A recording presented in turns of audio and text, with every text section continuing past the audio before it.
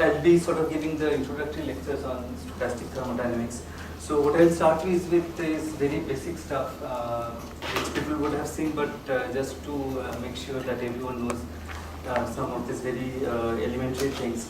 So I'll start with really basic stuff, and so I think roughly what my plan is.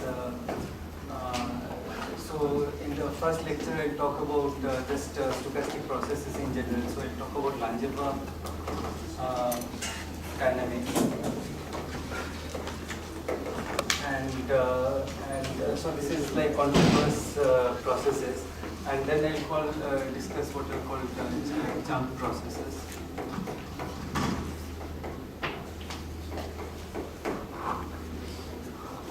Okay, so this is very general, and so I'll discuss things like Fokker-Planck equations, master equations, and so on, and how you solve them, and so on. And then I'll talk about the basics of stochastic thermodynamics, which has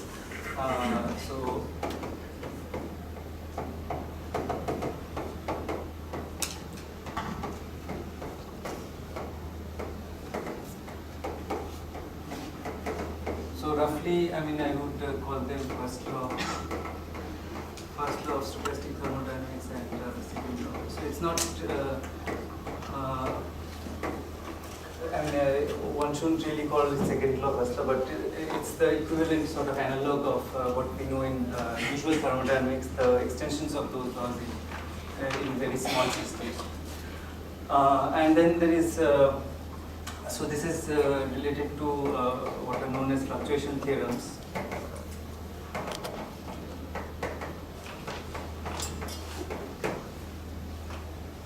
So the second law we know is, in general, it's in inequalities, is the entropy of the universe is always increasing. But these fluctuation theorems tell us that this entropy can fluctuate in small systems. In some sense, entropy can fluctuate. And you can write and you can state very precise relations that this fluctuation satisfies. So in a given time, how much entropy is produced, there's a distribution, and this distribution satisfies very precise laws. So these are called fluctuation theorems, and so we'll try to derive these laws. So you would have heard names of like Jarzynski equality and Crookes fluctuation theorems, Seifel's fluctuation theorem, and so on. So those are the things I'll kind of derive. And then the third lecture is about, I mean, one of the applications of this, like the usual thermodynamics we know, it came with trying to understand engines. And so I'll discuss some molecular engines.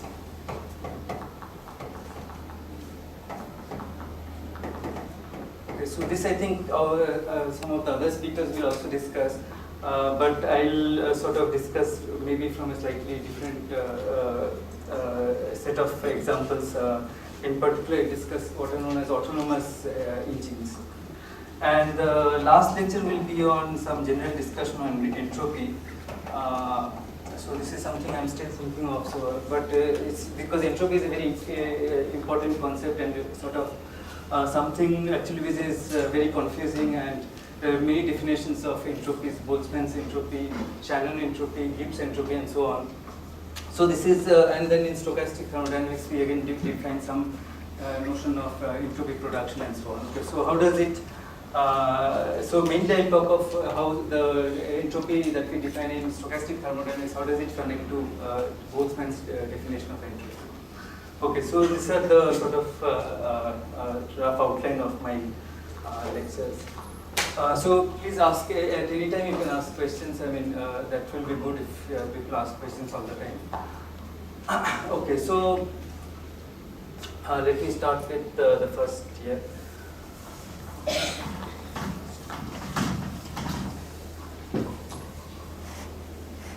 Okay, so let's start with sort of very beginning of like where stochastic process kind of started, and so of course we know Brownian motion. I mean, Robert Brown quite a long time back he discovered this interesting phenomena. But let me talk about the experiments that Dhar did around 1900. Right. So what he did was he like you take some you take a fluid and let's say you put some small beads into it. Okay. So if these beads are kind of big sized, they of course go and settle at the bottom. But if you make them tiny, then you will find that they don't sit at the bottom. You will find that they're so this is let's say water and these are tiny beads. If the beads are let's say micron sized, then you will find that it doesn't sit at the bottom, but they distributed over. So as you go up, there's a smaller density of beads, and they're not sitting out here. They are actually in constant motion. Right? So if you take, so this is a very interesting experiment. So, so how many of you have actually observed Brownian motion in a lab? Okay, there are very few. So this is some experiment that I say that everyone should do. It's one of the most beautiful experiments that Pera did about 100 years back. So you just take I mean it's such a simple experiment. You take a slide and your microscope can be just like 100 magnification or whatever. You take a glass slide and maybe you just take a drop of water and you let's say you take a syringe and just dip it in milk and just put it there. Okay, milk has colloidal particles which are all, of course, all sizes, and then you kind of seal it. Okay, so it's important that you seal it so that there's no outside disturbance. Then you just put it under the microscope, and what you observe is this. Okay, so I mean you find that these guys are just moving around randomly. Okay, so that I mean of course is a big surprise, right? I mean, like I said, if these particles are big, you find that they just go and sit at the bottom. But as soon as they are tiny, they are just jiggling around. Okay, so why are they jiggling around, and how come they are just gaining energy and going up?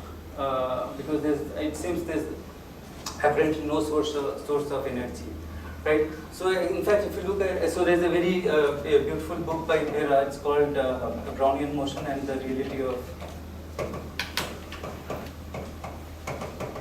Atoms.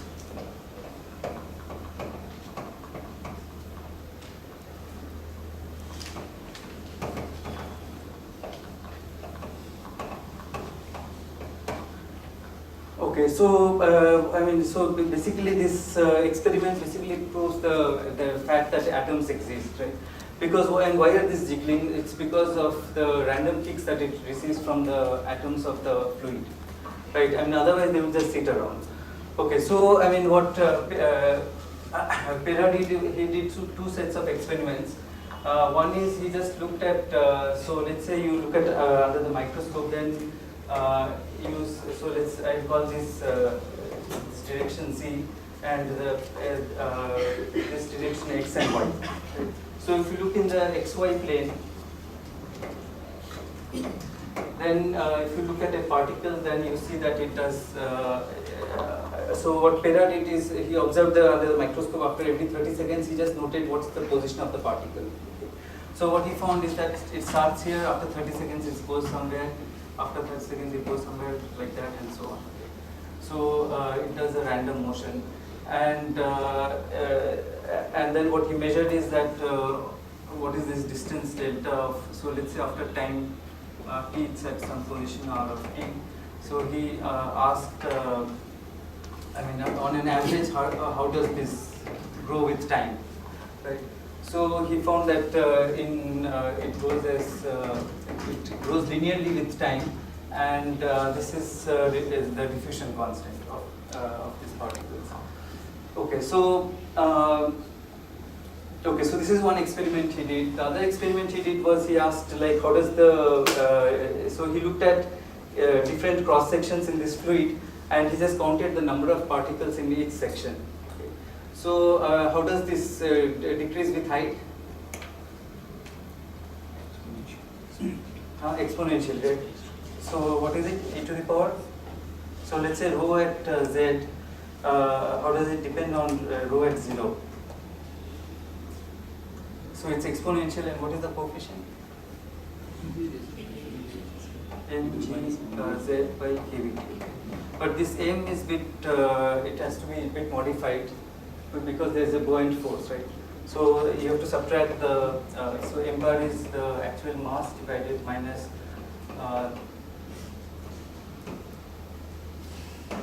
minus the buoyant force, right? So this is the density of liquid, this is the size of the particle, and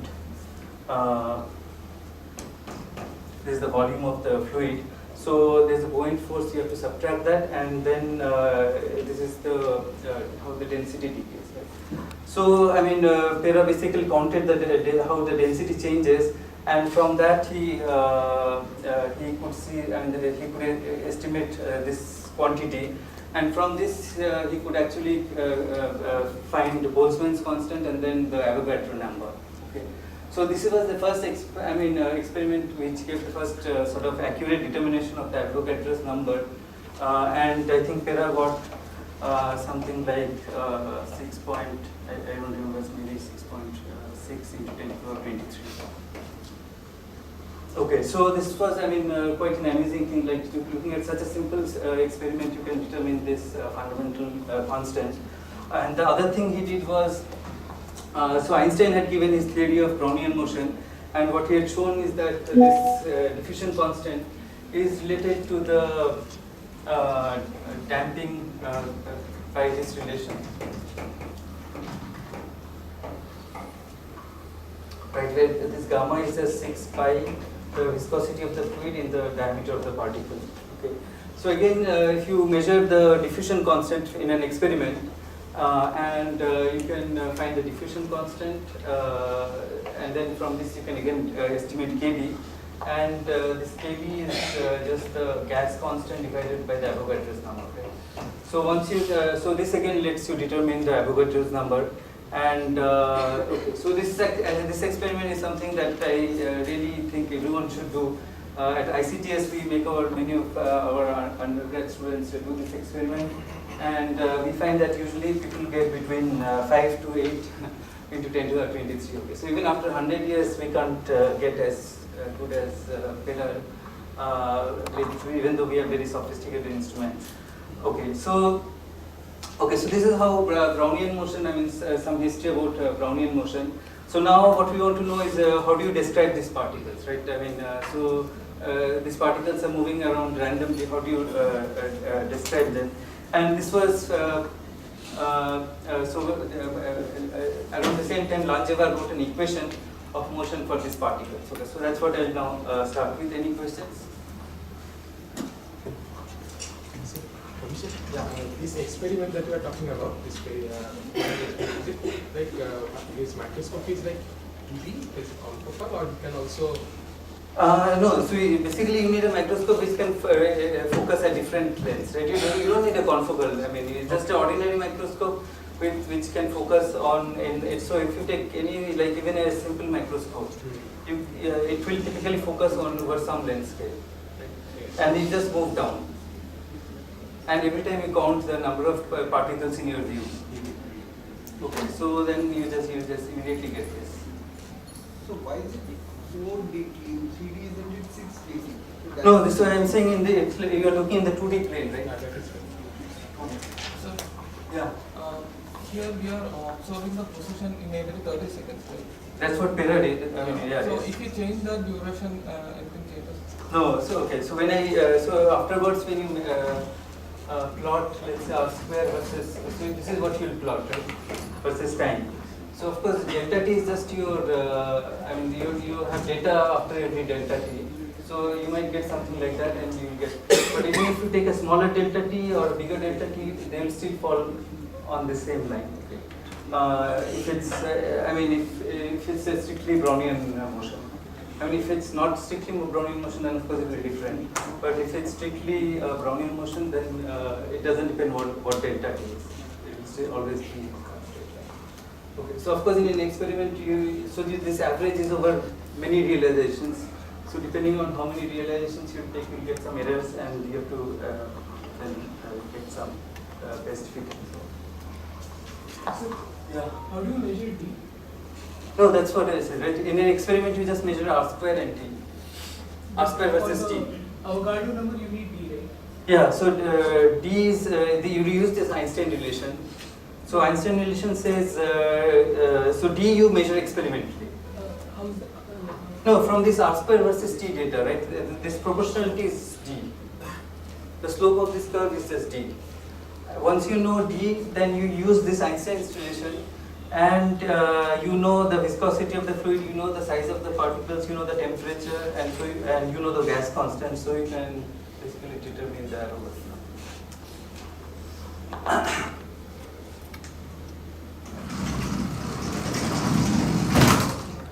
This one, everyone. Yeah, I think.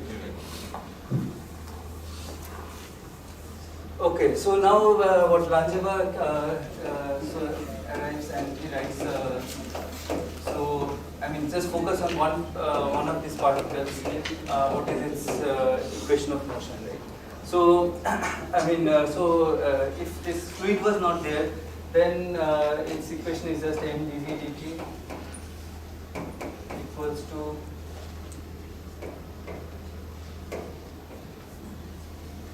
so this is a particle in there's an effective in a gravitational field, and there's an effective mass because of the buoyant force. So this is just the force. And now because of the fluid, there are two different forces coming from the fluid. Okay, so of course we can write Newton's equation, but that's too complicated. Can we write a simple equation which takes the effect of all the fluid interactions? Okay. So what Langevin said is that you can write it in this simple form. So this is the force, you can imagine this is the force from the fluid. Okay, so so this is something that everyone knows. If you drop a ball in very viscous fluid, then there's a damping force which is given by 6 pi eta eV, the Stokes law that's called.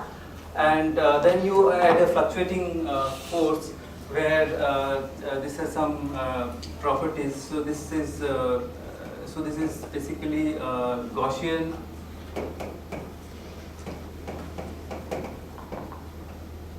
White noise. So white means so Gaussian means that at each time it's chosen from a Gaussian distribution. So this actually one has to be careful about what exactly this noise is, which we'll discuss later. But for now, I mean, at each time it's a Gaussian variable, and white means that and its mean is 0. So Gaussian means you have to specify both the mean and the variance. So mean is 0. And then it's uncorrelated in at two different times. That's why it's called white. Okay. And then you need the at equal times. What's the strength of the noise, right? So that is a special number that I'll put here. Okay. So white noise means that the noise is uncorrelated, and the strength of the noise is basically related to the temperature and also the dissipation. So this is again some sort of fluctuation dissipation relation, that the noise strength is related to the dissipation and the temperature in the system. Okay, and we'll understand why do you choose this particular strength of the noise. That's what we'll now come to. Yeah. So why do we start with Gaussian, right? If you think about microscopically, it should be a uniform distribution in the sense it's getting collided from all the directions. Right, yeah. So Gaussian is really a simplification. Okay, so like you said, these guys are hitting from all here. Now, what you can imagine is that this force that from all the molecules. So let's say this is the force from the bar, on the particle. So it's a sum of lots of microscopic forces. Now, because there's a huge number of them, you can imagine that you can do some sort of large, sum of large number of random numbers, and then it becomes kind of Gaussian. Can we start from that itself, rather than? So there are, like you're asking, is there a microscopic derivation? Okay, so there are derivations of of Langevin equation, starting from a completely microscopic model of Bach. And in certain limits, you can show that you can get white noise. But typically, of course, you'll have what is known as colored noise, where this is some correlation. Okay, so it could be exponentially correlated. It could be long. It could have long correlation. So real Bachs will have correlations. So this is of course an approximation. So this is for a single particle, right? Right now, I'm just writing for a single big particle. Okay, so this is the Brownian particle. It's, let's say, something which typically of order micron size. And outside there are these fluid particles, which I don't care about. I'm interested in the dynamics of this guy. So the difference between the previous case and this one is that you were considering earlier a collection of particles? Or yeah, collection of these particles. But now I'm writing an equation for each of these guys. Yeah, I can of course write for a collection of these big guys. I could do that, but right now I just focus on just one particle. Okay, so that is the only difference between what you were Yeah, doing yeah, yeah, earlier yeah. and what you are doing. Right, yeah. So earlier it was a collection of these particles. Okay. Okay, so this is the equation that Langevin wrote, and let me say some properties of this dynamics that Langevin already could show. So one is that what you can show is that, so what do we expect? This fluid is at some temperature T, and you put a Brownian particle. So what we expect is that this particle should equilibrate with this bath, right? It should reach the same temperature. So which means if I look at its velocity distribution, it should be Maxwell distribution. So I mean, what Langevin could show that if you look at mv square, this was so each component. So you can look at each component. Let's say so if it's a vector, then it's. So this is if you look at on an average, what's the velocity square, and this is at long times. Okay, so t going to infinity. So initially, let's say you start with 0 velocity, you just fix the particle and release it. Okay, then of course it's moving around. So I mean, so what will you observe? Okay, so let's say the x component of velocity. So it can be in any direction. So x component velocity, you start it from 0 velocity and you release. So you'll see that it jiggles around. The velocity kind of does. So now you can do or if you start from some other initial, let's say you start with a high velocity, it will do something, and then it will eventually you'll find that at long times it will always go and oscillate around 0. And you can ask what is so at long times you can ask what is the v square average, and you'll find that it's exactly 3k. So okay, so this and why is this guaranteed? This is guaranteed because of the way this noise is chosen. Okay, so and it's related to something we'll see. This dynamics satisfies something called detailed balance principle, which ensures that it will always reach thermal equilibrium. Okay, so similarly you can ask what is the, so this is of course velocity, and you can ask what is the position. I mean, what does it do? Okay, so in position also we know that it will do some random walk. So if you look plot z versus time, I mean you can start from from this height, and it's going to I mean which time it's going to do, and then of course it will keep fluctuating. It can go up all the time. And if you plot what's the distribution of z, then you'll get exactly what I wrote, the exponential variation with pressure. So this equation also ensures that. Okay, so we'll see how it does that, but it satisfies those. So it makes sure that the system goes to equilibrium.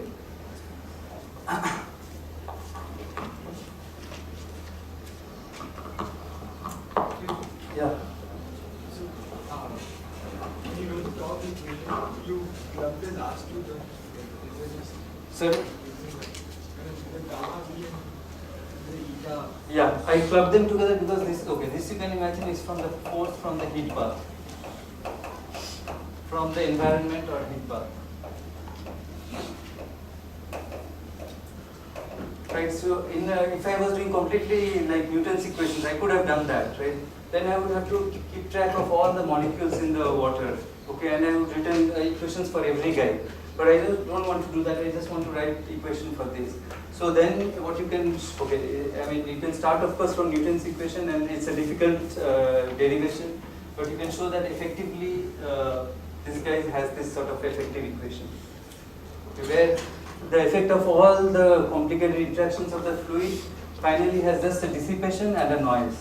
Okay, and the dissipation and noise satisfy this sort of fluctuation dissipation relation. I mean the strength of the noise is related to the dissipation and the temperature. Yeah. So are we plugging in this equation, right? This is Where? right. Yeah, so if you take this equation, use these properties and work out things, then which will do, you can show things like this and what I said about the density distribution. Okay.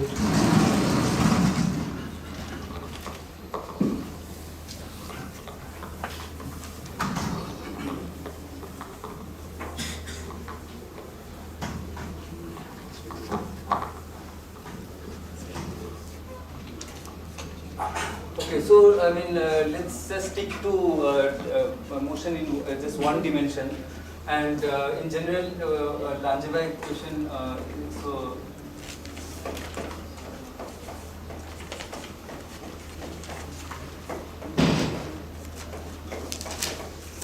for a particle in some potential is given by the following. So m.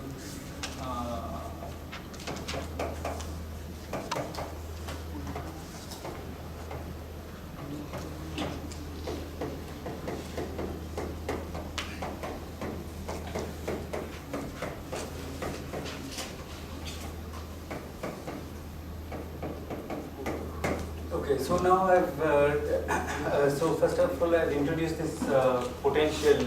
Sorry, I'll call it. Okay, so so this is the total force on the particle, and I've split it into two parts. And this V depends on, it can in general depend on x, but there can also be an explicit dependence on time. And what we'll study usually in the stochastic thermodynamics framework is that this potential could depend on some parameter which changes with time. Okay, one or a set of parameters. Okay. So there's an external potential like in gravity it's just mgz. If you have a trap, it's half kx square, right? This is a harmonic potential, but I could make this k time dependent, right? And then that's what this parameter lambda of t is. Okay. So it's an external potential which can have an explicit time dependence.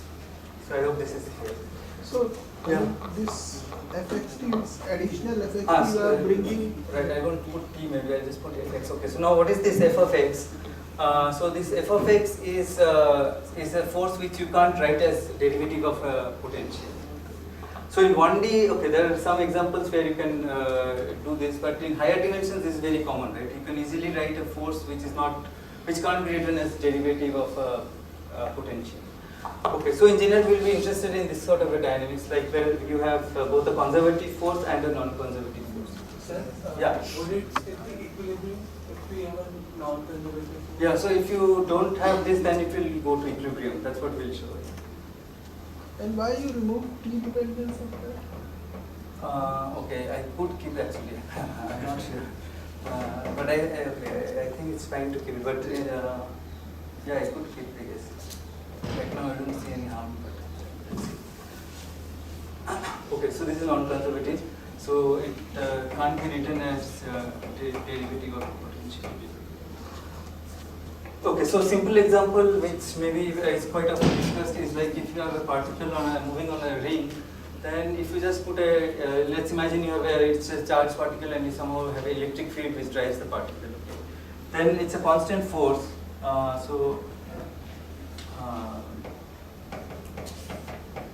So let's say it's just an electric field which there's a constant electric field which drives. Now you might imagine that this can be derived from a potential just E into x, right? But what's the problem? So is this a conservative or a non-conservative force?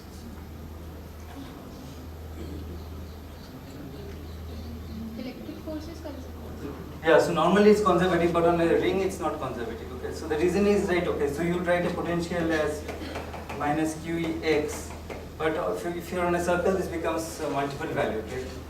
I mean, as soon as it comes back, it's not well defined. So therefore, this kind of so if you look at a particle driven on a circle by a constant force, that's not conservative. So I mean, this E itself becomes a circular. I mean, like a circle. I mean, it is forming a. Right. Yeah. That's why del cross E is equal to not 0. Right, yeah. I mean, here of course it's just one dimension, so I can't introduce here. But I mean, basically, yeah, it's essentially something. So can Okay. you tell again why? Because Sorry? so can you tell it again? Like No, so I'm saying, so see on a ring, you have x going from let's say 0 to 2 pi, right? But then, so if you write a potential which is defined on this ring, which is linear in x, then after it, this process, like it starts from x equal to 0, it's 0, right? After 2 pi, it's 2 pi x, so it has a different value, right? 2 pi and 0 are the same point, but you have two different values for the potential, which doesn't make sense. Should we call it electric field? Because electric field typically will be from one, from one pole to other. But Yeah. it's going on and on and on. So maybe we should not call it electric field. Okay, so see, you can generate it by putting a time-dependent flux, right? Like that's what people do to, drive current on. Or you can put a battery. Battery, okay, but battery would be like, okay, so if you put a battery, I think it's then more like, it's not really a ring, because then you have to worry about what's going inside the battery. After going somewhere, it just pulls it down and Right, yeah. But then you have to worry about what's going inside the battery, which is complicated. But I think simplest is if you think of a time-dependent vector potential. Okay, so this is but in general one can have these two kinds of forces, and that's what we. Okay, so this is also sometimes called underdamped.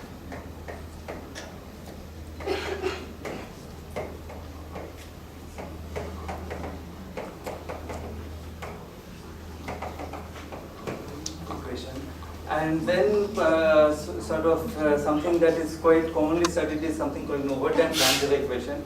And so the overdamped Langevin equation is something where, okay, so now, maybe one thing I should say is that this Langevin equation, okay, it's a Markov process, but it's a Markov process if you include both position and velocity in the description.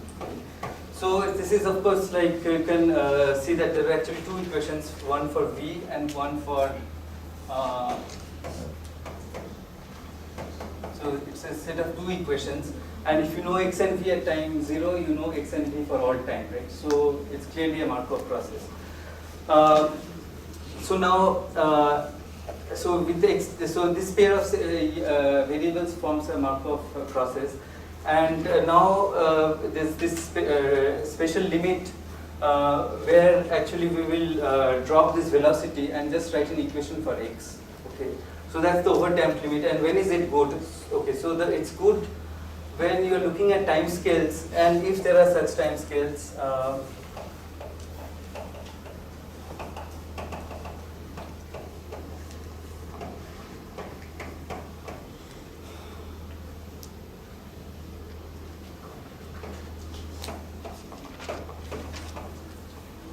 Okay, so now see, so there is position and velocity. Okay, so like now just think again of this Brownian particle in water. Okay, so what you'll find I said is that after a long time, the velocity reaches thermal equilibrium, the position reaches thermal equilibrium, right? So you can ask how long does it take for the velocity to reach thermal equilibrium? How long does it take for the position to reach thermal equilibrium? So it's possible that you have parameters such that the velocity goes much faster to equilibrium than the position. Okay. So now from this equation, roughly you can see that if you just think of velocity and you forget this, mdv is equal to minus gamma v. So the time scale for the velocity to relax is roughly m by gamma, right? If you just look at this dimensional analysis. Right, so if you try to pull out a time scale, it's just m by gamma. Okay, so that's the time scale for the velocity to kind of relax. So, so let's assume we are looking at time scales much larger than this, and also the velocity, the time for position to relax is much larger than that. Then what you can do is you can forget. So that's called the overdamped limit. So. Quite often people say that mass is, you look at mass going to 0 or gamma going to infinity. So in that limit you can forget this, and then this, you notice that gamma v is just gamma dx dt. So you have equation just for x. Okay. So so now this, for full derivation of this is quite, it's complicated. But let me just write the final result. Equation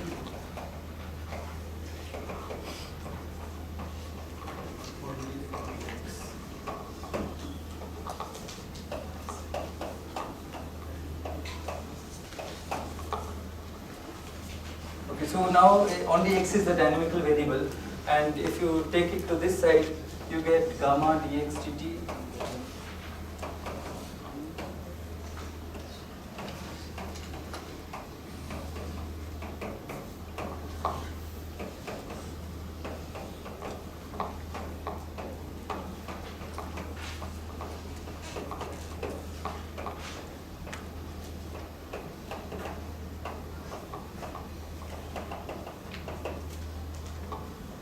Okay, so this is a stochastic process in the variables xt, vt, and this is a stochastic variable in just xt.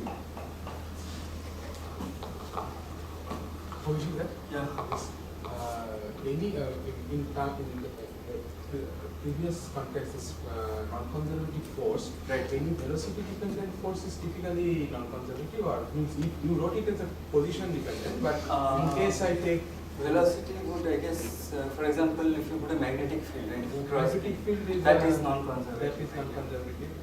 Maybe in the context of biology, some motor velocity or something. Right, that would is typically also be non-conservative. Right, yeah. So in general, I guess, one could write velocity dependent, but it will become very messy. Yeah, that is very Right, yeah. I mean, in general, one could, I don't know if there are examples. Do you know in biology where So you typically get the motor they can say better maybe the typically velocity dependent forces. Forces.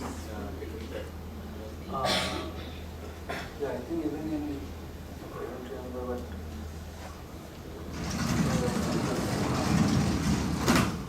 Question the one question. Yeah. So, even a Brownian motion, the x and v goes at same time scales. Is it like take same time to reach the Thermal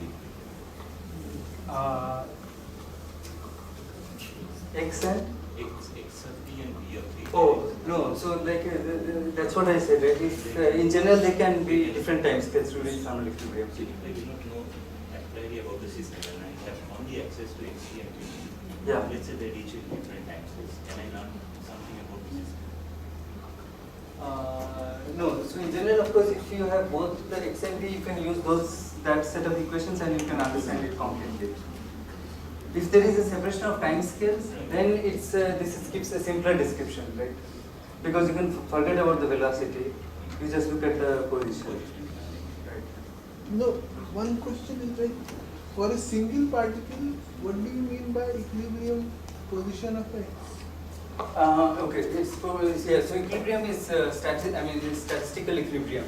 So there's of course always fluctuations. If you look at a particle, it's always of course going round. I mean, you can ask, like if you can do various kind of averages. One is like if you had large number of these guys, right?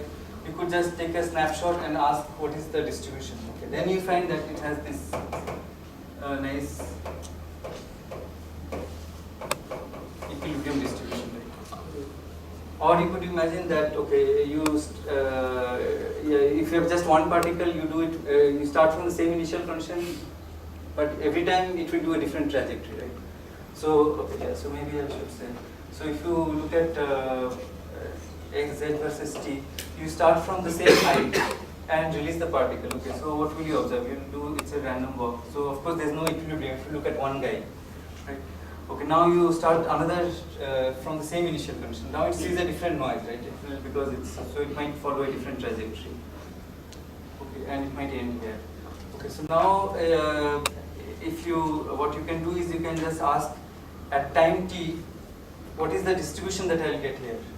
Okay, so that will be an equilibrium distribution. So you just pin all the particles at different z, right? And you look at the p of z.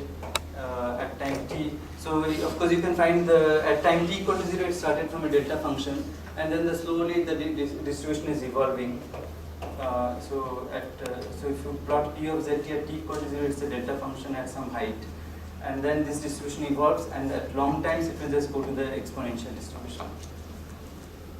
Okay, so in a sense of distribution, it's in equilibrium. If you look at individual particles, it's always in the motion. So equilibrium is a statistical equilibrium. We can also talk about the time distribution of single particle, right? Like, Yeah. even if that is a some fixed distribution, we can call that as equilibrium as well.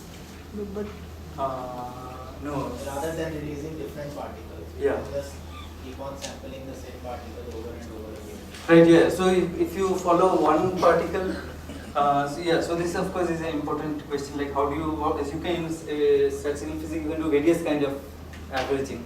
One is you could look at a single trajectory and ask, okay, so see here you can't ask the question P of Z3, that is more difficult. But you can ask at after, let's say, I just sample the system at different times and ask what is Z. Then I can find how is it distributed. Right? But that will also, if I do a long enough time, it will give me the equilibrium distribution. That's another way of.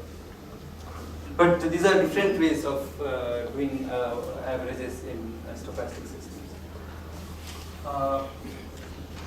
Okay, so I hope these are important points that one should keep in mind. So I hope it's clear to everyone. Yeah. How would you go about deriving the overdamped equation rigorously? Yeah, if you want to do rigorously, I mean, you can look at, I think there's a derivation, okay, beside, in the book by, so there's a book by Langevin, it's called Stochastic Processes in Physics and Chemistry. So the way he does it, he starts from the Fokker-Planck equation and then does some expansion and shows that eventually you can get the The X, that's Fokker-Planck to Stochastic. Stochastic, right here. Yeah, so it's not a simple derivation. So one thing I should like to say is that in this kind of system, sometimes people say well, m going to 0. Okay, so that I think is not a good statement because mass is a dimensional number. So if you should never say dimensional quantities going to 0. Okay, so you have to say you have to compare dimensionless. When you say going to 0, it always has to be in terms of like some dimensionless quantity, right? Because mass, if it is measured in some units, I mean, choosing units, you can make it very small. So, yeah. Sir, Yeah. can't we say that dV by dt going to 0, V is going to some constant equilibrium? If you put that dV by dt is 0, we will get the same. Yeah, but it's never 0, right? It's always fluctuating, right? But in some sense, it is 0. But that's why you have to. It's difficult to work out that's why you need to work out show it rigorously, which is not very easy, but it can be done. Okay, so now what yeah. Okay, so we have the underdamped equation, which is dV/dt.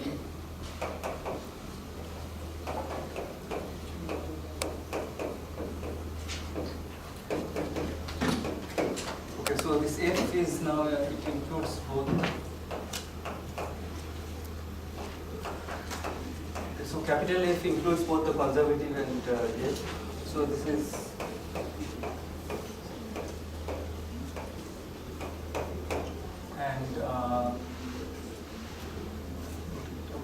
so here we have to remember that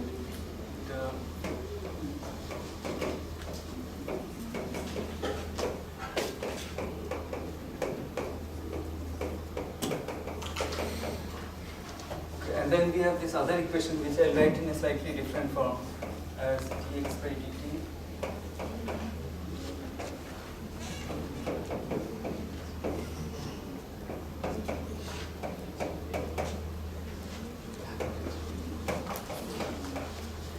So mu is called the mobility, it's inverse of the damping constant, and this zt is basically by gamma. So you can see that zt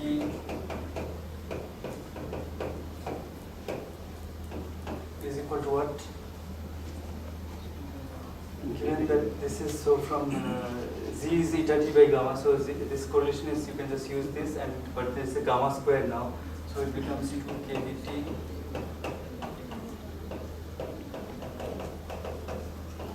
Okay, and this we remember is the diffusion constant, right? So we can go there. So this is 2d delta T. Okay, so this is the overdamped Langevin and this is underdamped. So now, so these are, and here I should remember that there's also another equation which is dx by dt. Okay, so in general, I mean a more general Langevin equation for has the structure d. So for any set of variables dx by dt equals to some force which can be a function of x and explicit function of time. So this can have depend on lots of variables. Plus let's say some noise which is okay. I could have some coefficients here which depend on x, but I'm just What happened to the LHS, the MPPVT, the underdamped? That's what I said, right? You just set it to 0. So you set it to 0 when this gamma v comes to this side, and you get gamma v equals to fx plus eta. So if the overdamped field went to 0 because dV by dt went to 0. In the overdamped case, yeah, you can. That's what you can just think of it like that. Somehow this term goes to 0. But the reasoning for going to 0 in both the cases isn't the same or it's different? No, in this case it's not. This case it's not 0, right? I'm saying the overdamped limit you can set this to 0 and you get this equation. In the overdamped? Yeah, this is the overdamped limit. Okay. So underdamped limit has dVdt. Underdamped limit has both x and v, and this is the equation. Oh, I thought that is the next step. No, sorry. So this is the underdamped, right? I'm calling it underdamped. And these equations are called overdamped Langevin equation.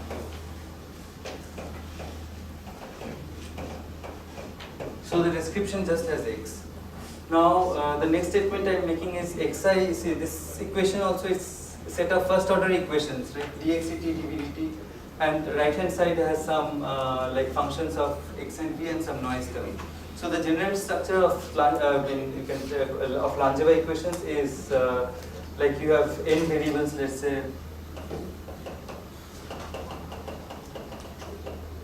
which can be positions, velocities, anything, some combinations, which have some deterministic term and some noise term. Okay. So this is usually called drift and diffusion terms. Okay. So this is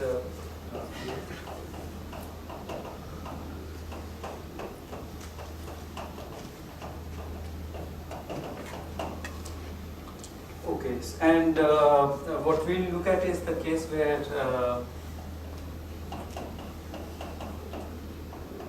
so I mean average is 0 and correlations are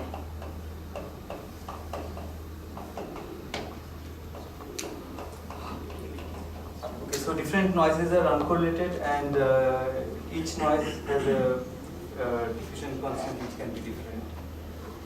So, so we are saying like somehow mdv by dt goes to 0. But how? Yeah, I'm saying in some parameter regime, it is okay to forget the velocity completely, okay, and just look at the position of the particle, okay, and try to just write an equation, Langevin equation for the variable, for the position variable.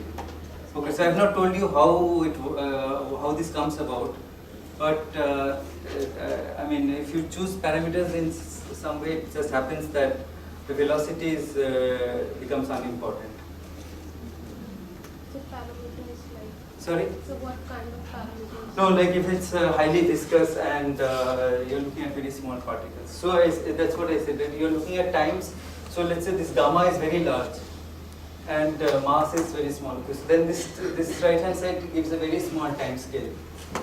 Okay, and then you look at any finite time, you'll find that you can. I mean, so this description is very good to describe the position. Okay. So this is a fact. I mean, you can prove it rigorously. So you can just take it as a fact. Or maybe the other way of saying this is all forces are balanced. You have existing all forces are balanced, then you put the No, I mean, in principle, the velocity is still I mean, it's doing something. Yeah, So yeah, it's just that. it is. But in the limit where the forces are balanced, then Now it balanced. Okay. then only you put this acceleration part Right. Yeah. 0, right? In the right hand side, left hand side, so the forces are balanced by the noise and the friction. No, actually, in principle, it will never balance. So Yeah, it will only never the thing balance. is when you are using such a scale, I mean, you are numerically you are using such a number in which you can ignore that much detail. Time scale. Like for example, if you are working with say number 2.783 and you are having this side is 10 to the power minus 7, something like that. So that is not. Yeah, I mean, so that's, see, I said there is a rigorous derivation, right? Which is not simple, but I mean, but you should, right now maybe let's just accept this, because otherwise we'll spend a lot of time on it. Yeah. Sorry? Velocity reaches to equilibrium velocity, so V is constant, so dV. No, V is, see, I said equilibrium here is very, you have to be careful. Equilibrium doesn't mean things go to static. It's all still fluctuating. Right, and if you look at the velocity distribution, it's going to be Maxwell. So all possible distributions around 0. Like it will not change further. distribution will not change further. And all I'm saying is you can forget, just not look at the velocity, just look at the position. Okay, velocity is doing something, but don't look at it, just look at position. And then this is a good description. Okay. Maybe I'm not telling you why it's a good description, but just accept that this is a good description. So for a micron size particle, m by gamma is order of 10 to the power minus 9. You can just put in numbers. M will be 1000 into 10 to the power minus 18. Minus 9 seconds, is it? I disagree. I think it's -6. At Minus least, 6. polystyrene particle in water, 1 micrometer is -6. So you need, but in the experiment you sample every millisecond. You cannot sample these times. Typically. So then the approximation works very well. I can. So it will be milliseconds. Milliseconds. This was what, -6 seconds? It's microsecond. Okay, yeah, then that makes sense, right? In the experiment you are looking at milliseconds and this microseconds, so you are always in this thing.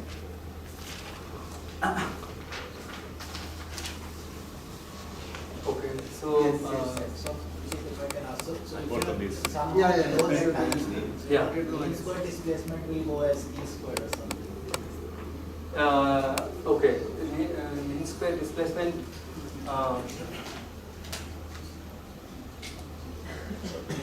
Does that Yeah, if you look at really exactly, it will go as t square, or it might even go with a different power in something. But it could be very different, right? Can be greater It than could be one. very different, right? Yeah. But beyond that, it will always be. Right, yeah. T, right, exactly. Even Yeah, yeah, yeah. Right, yeah. So, I mean, yeah, so what? Yeah, so that you can easily see from here. Let's say there is no force field, right? Then from this equation, what you get is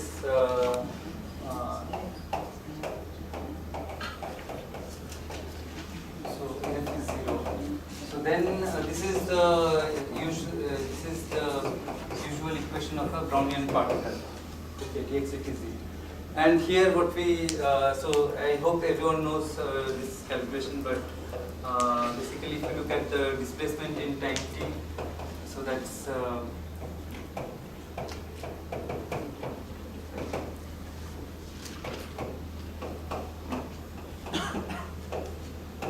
so using the noise properties that I wrote, if you compute this, you'll find that this is now what if you, so this is of course predicts that it grows linearly with time, but if you look at very small times, so this is predicts linear, but if you actually look at a particular time scales much smaller than that, then you will find I think it's yeah, I think it's d square probably, and then you might go this I think it should be d square, right?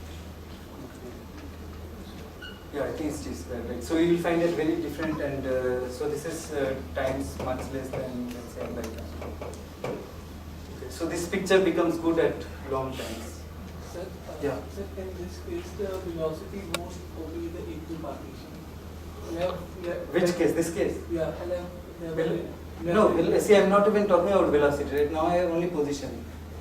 In this description, I can't talk about velocity.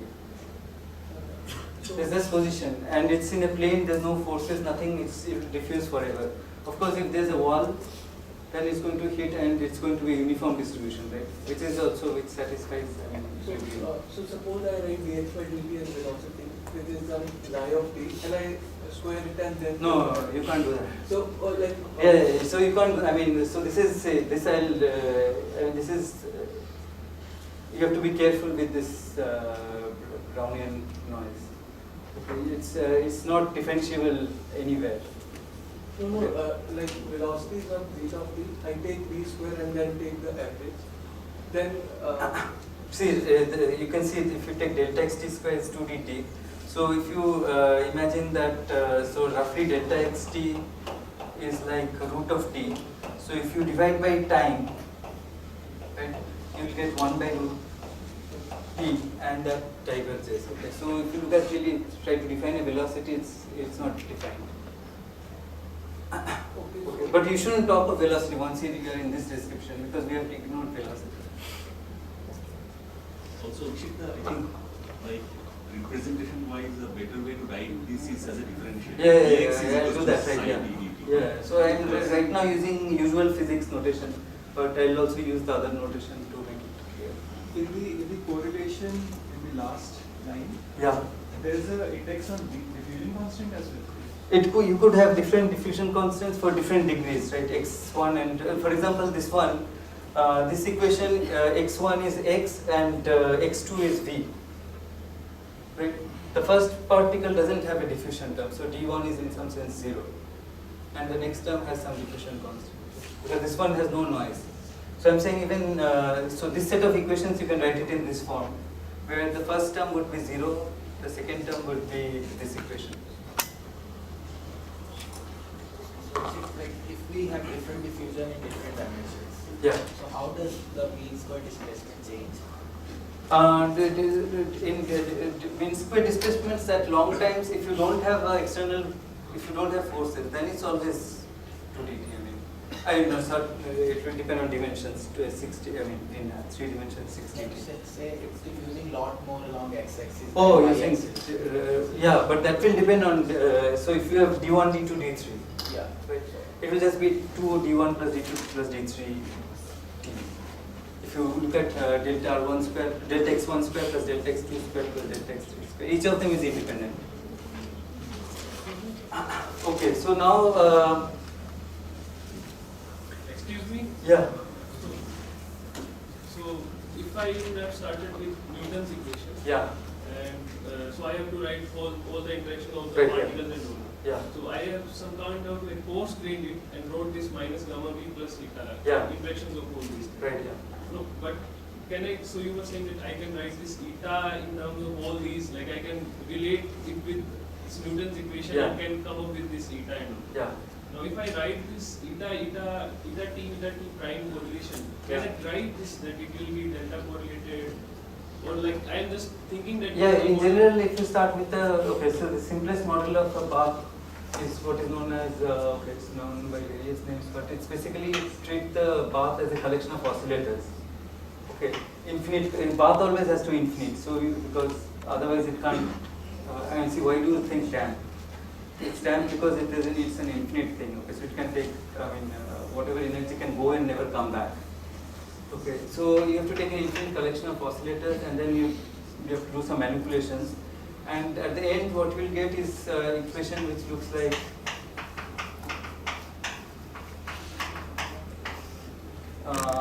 okay, so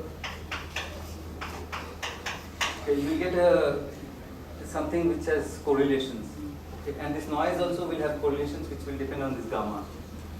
Okay, so and then in some limit you can show this is delta correlated, and this is also delta correlated. So and then that's our example. There is a limit you can show where you will get this, but real paths will never be delta correlated. But it's a very good approximation, right? It's like we assume the Earth is round, right? And that is here, but that's an approximation. What was the system? Which one? It's you take this system and it's coupled to a large number of harmonic oscillators. Okay, with distribution of frequencies. Okay, so this is called sometimes Caldera-Leggett model, sometimes called as Cox model. And you can derive that this. Yeah, you can derive it completely exactly. So starting from Newton's equation. Right, yeah. I mean, if in a tutorial there's some time I can discuss that. Okay, so now, so these are Langevin equations, and now let's see how this connects to Fokker-Planck equations. Okay, that's the next thing will be that's useful. So, so even let's just look at one particle, and so let's just look at this is our simplest equation that we want to focus on. So you have x and time. So if you start from some initial constant x naught, then of course it does some random motion, right? And if you start with another initial condition, if you start from same point but just run it again, it will see a different noise. It will give a different trajectory. So now at a given time, if you just do a histogram of like where all my particle can be, then I'll get a distribution on this x direction, and so this will give me a probability distribution. So p of x dx gives me the probability of finding a particle between x to x plus dx. Right? That's this. Okay. So actually, all of this is best if you just do a simulation and just compute all these things. These are very simple simulations. Okay. So I'll talk a little bit about how to do that. You have to be careful, but this is something you should definitely do to get a feeling of what's going on. Okay. So, so you can define a probability distribution, and so we have an equation of motion for the trajectory. Now you can ask how does this probability distribution evolve, right? At time 0 it started from a delta function, then it slowly evolves, and we know at long times, if there are no non-conservative forces, then it's going to go to equilibrium. Okay, so how does this evolve? And so we can write a simple equation. So let me first write the equation.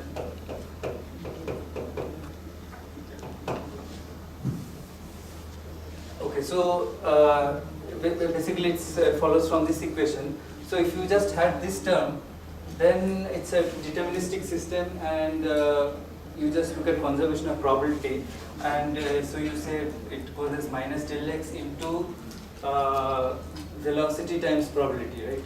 That's the probability current. So velocity is just mu times f. So the equation would be mu f times p. And then you can forget this time and look at this, and this we know is the diffusion equation, right? If dxit equal to z, then p satisfies the diffusion equation. Okay, so when they're together, they satisfy this equation. Okay, so now we'll just quickly derive this. How do you find this, get this equation? So before that, I just want to say that a good way to write this equation, like Vinta said, is maybe write it as dx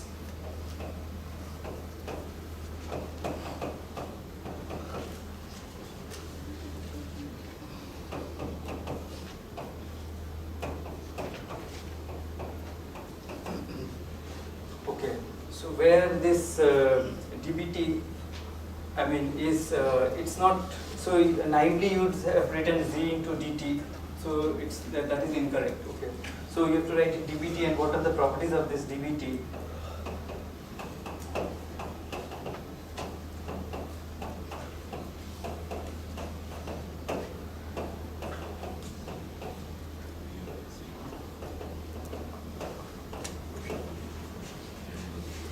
Okay, so the noise square, dbt square is just 2d into dt. Okay, so dbt is roughly, it goes as square root of dt. Okay, so that's very important.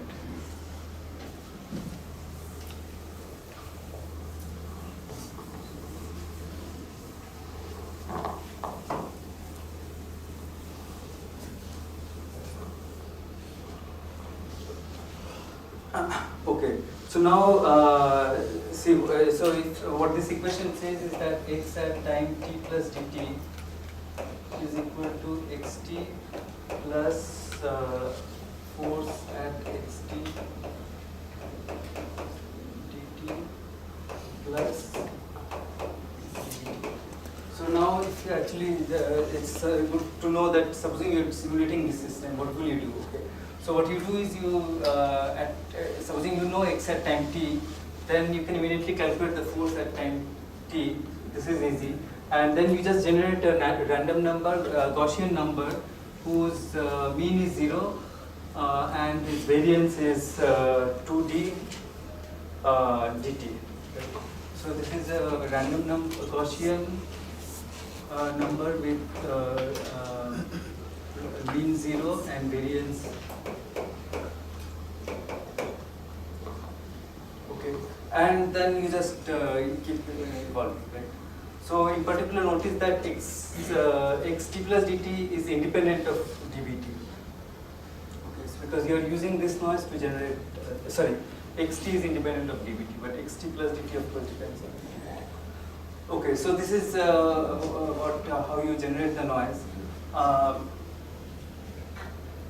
Okay, now so how do you get the Fokker-Planck equation? So you can so this is like the way you write. So if you have random walk, then you know that the probability of the random walk occurring at I at time t depends on I minus 1 at time t minus 1 and probability half it hops and so on.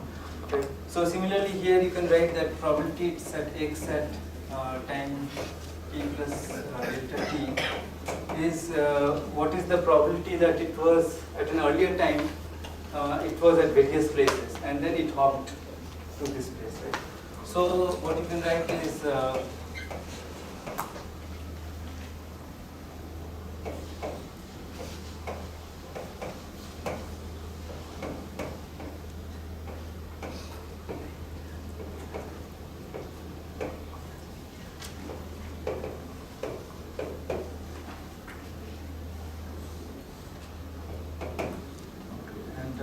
so what is this? This is of course clear. It's the probability that the particle was at x minus delta x at time t, and then this is the probability that it made a hop.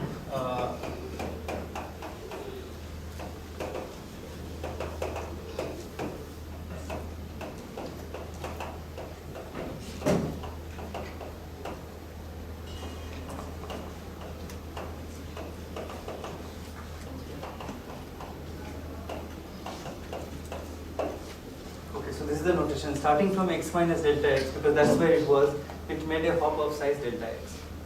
There's a t subscript there. Oh, sorry. So this is at time t, this hop. Okay, so you need to know the probability of jumps at time t at this position. Okay, so that information is there in this dynamics, right? Because at time t you have xt. And then what is the probability will be at here? You can figure it out from this, the distribution of this. So that will come to. But you start with this equation, and then what you can do is you can just do a what is it called, Taylor expansion of this thing. So this gives you delta x.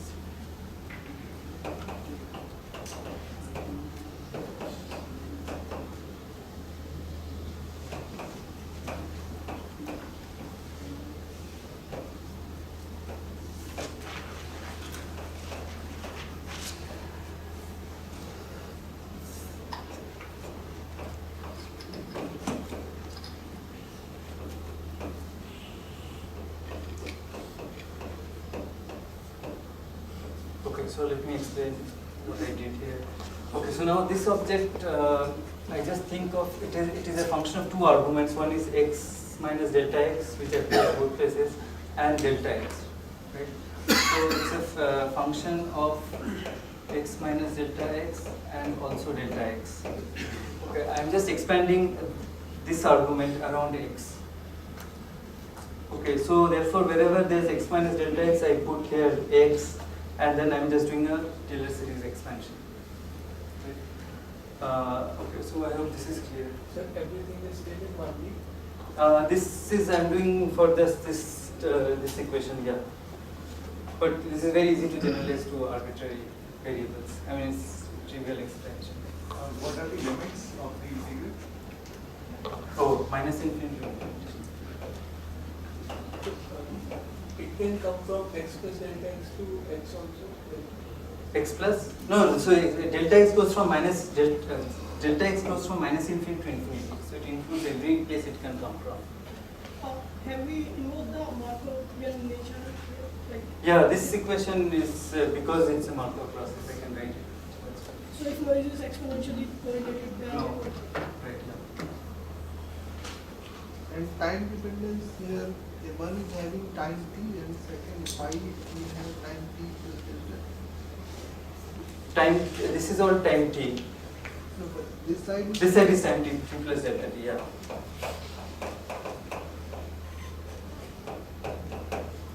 Okay, so now maybe I'll push this up.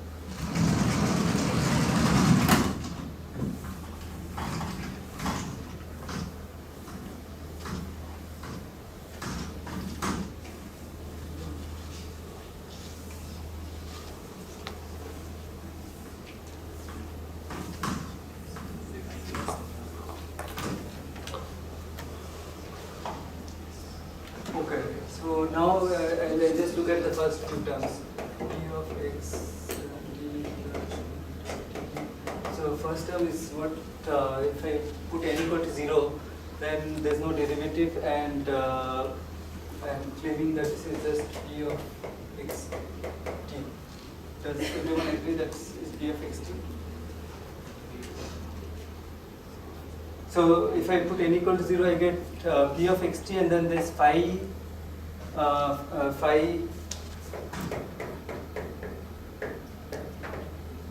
and then there's d of delta x. So this is the probability that it makes a jump of size delta x. If I integrate it over all delta x, then this is just 1. So this is just p of xt. And then the second term, there is a minus, and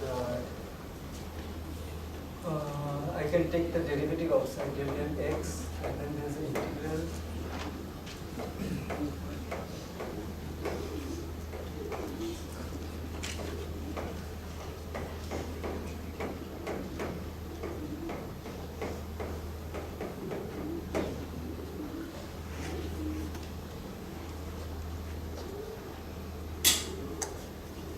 Okay, so and then the next term is plus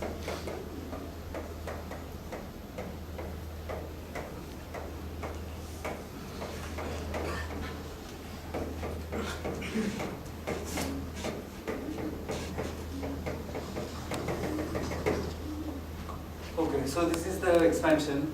And now what you can see, what I'll do is, of course, I'll take this to this side and divide by delta t. Right? That, because that will give me del p time derivative. Okay, so if I do that, then this is equal to this plus this, and then there's some under, and I have to divide by delta t. So I will.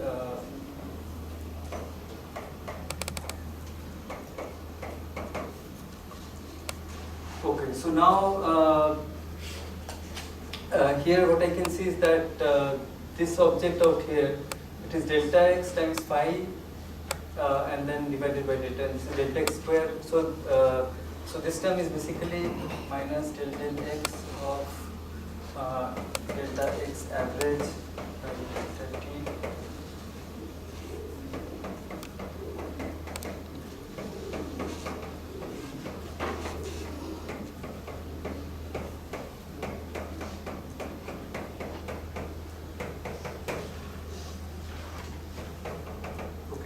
Okay, I'm not writing the full thing, but you can imagine that there should be delta x cubed by delta t, something like terms involving things like that. Okay, now I have to, what I have to do is take the limit delta t going to 0, and I'll get del p del t.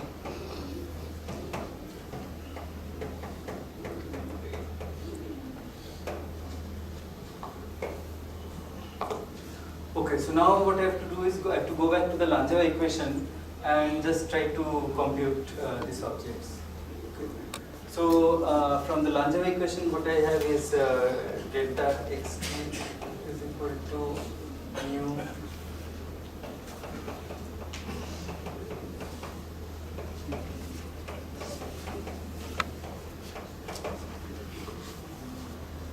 right. So I can easily compute delta x average, and this is average over the noise. Right? So I do an average over the noise because that's what is giving rise to this distribution of phi delta x. So if I ask, given this Langevin equation, what is the distribution of delta x? Okay, so this is the distribution I want. Okay, so what is this distribution delta x? So that I can immediately obtain from this equation, because delta x just depends on this dB, right? And I know the distribution of dB. What is the distribution of dB? Gaussian, right? So immediately I can write what is P of delta x is basically P of, I mean, so I can say P of delta. Okay, this is not very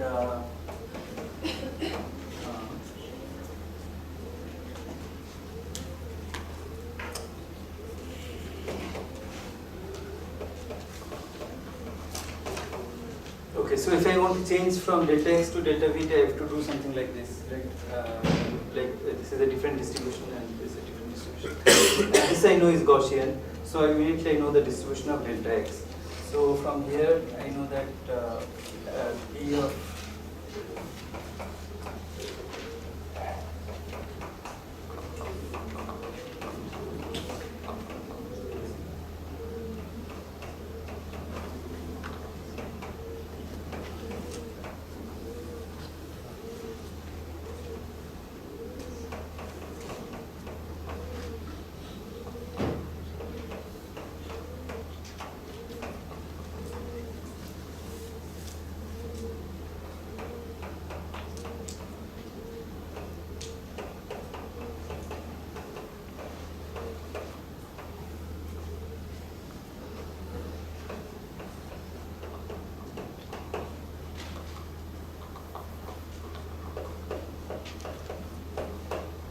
okay, so this delta Bt is Gaussian is e to the power minus delta Bt square by its variance, which is this, and delta Bt I can replace by this, so that I get a function in just delta x. Right, so here xt is given because I started from xt, and then I am asking what is the distribution of delta xt, which is this object phi of t. So this is my final distribution of delta jumps. Okay, and what I need is much simpler stuff. I just need the delta x mean and the variance. So from here, let me just complete it here. Okay, so what is delta xt average? Now, it's from here you can immediately see, right? If you take a mean, this goes to 0, and this is the, so this mu.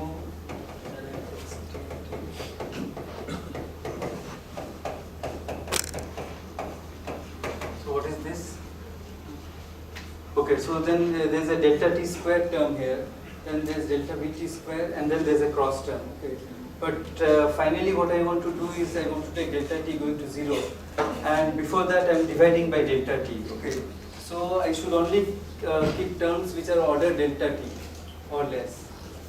Right? I shouldn't write delta. If there is a term delta t square, then when I divide by delta t, it's going to go to 0 as I take delta t going to 0. Okay, so then what is the only term that will remain?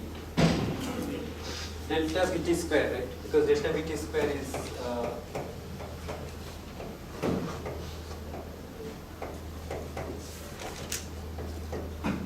these are terms smaller than order delta t. Okay, so now this we know is equal to 2d. Okay, so we have delta xt square and we have delta xt average, and then you can see if you put this, you basically get back the equation I wrote there. Right, okay, so maybe I'll erase this line. I didn't understand what's going on the last part.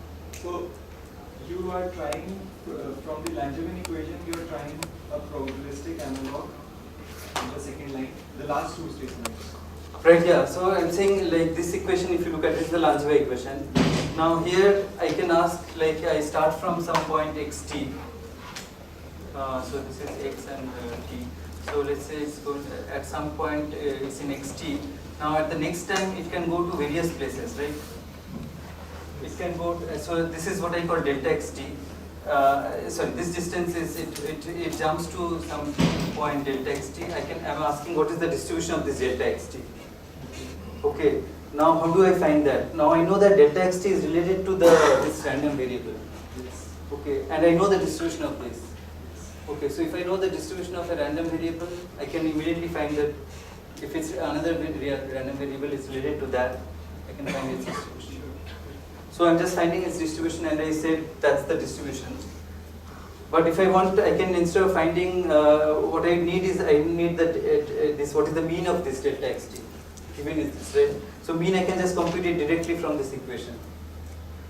But then what is the second statement? Which one? This one? Yes. This one, if I wanted to find the full distribution of delta xt, I'm saying this is what you do. Okay, so if you have like some random variable x and you are defining a new random variable, so supposing x is some random variable with some distribution, okay, and you are making a transformation to a new variable y. Now you ask what is the distribution of y, then you have to use this idea that p of y dy is equal to whatever distribution y had, let's call it p delta y dy. This is some general relation, like how to go from the distribution of x to the distribution of y. So in general it will involve some Jacobian and stuff, but this is the idea.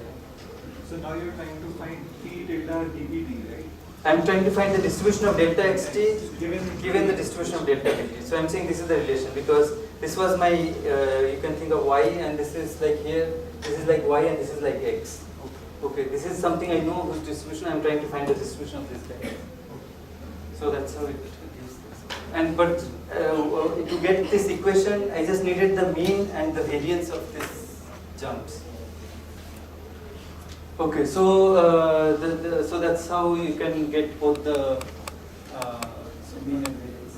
That is the second moment, right? That is the second moment, yeah. So the variance in the second moment, right? So because the mean square we are ignoring, that is doesn't. It's the same.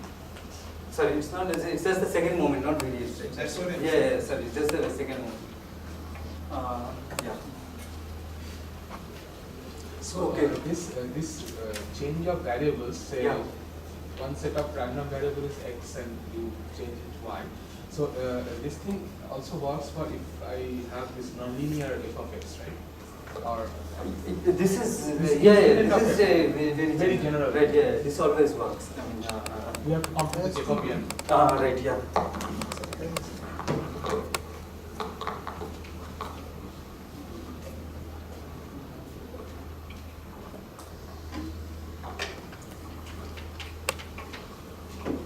Yeah, and if you do it in a higher dimension, it will involve some Jacobian.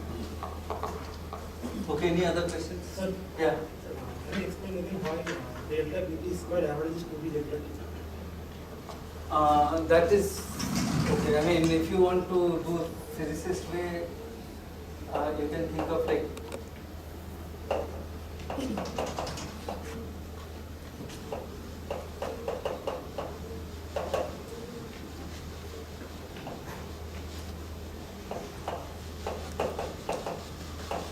It's like it's kind of integrated over small time, t2 t plus delta t. Okay.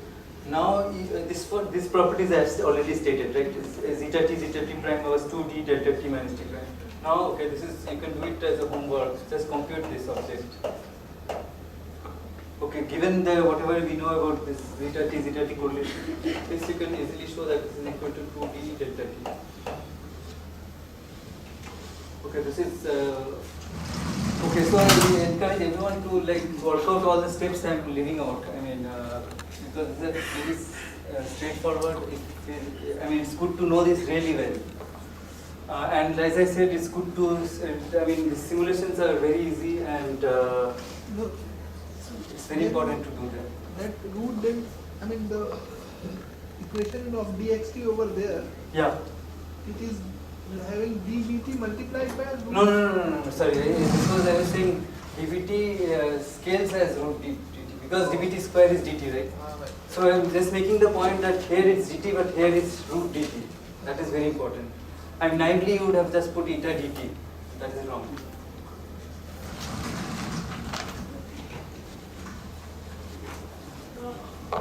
So when we are writing these averages in the to get this Fokker-Planck equation, we are taking mean value, right? So when we are integrating over delta t, so let's say you are writing delta xt, so you will have to integrate mu fx dt over delta t. So when you are writing delta xt from Langevin equation. Yeah, this one right here. Okay, you have written it. Yeah, this is delta t and then this is, but this I'm not writing delta t, I'm just writing delta bt. This is the noise term. So if you should have it in the earlier form where it was in differential form like dx by dt. Yeah. From there, if you write delta x average, then you have to perform this integral, right? You're saying if I had x dot equal to x plus eta. Right, and then you are writing delta x.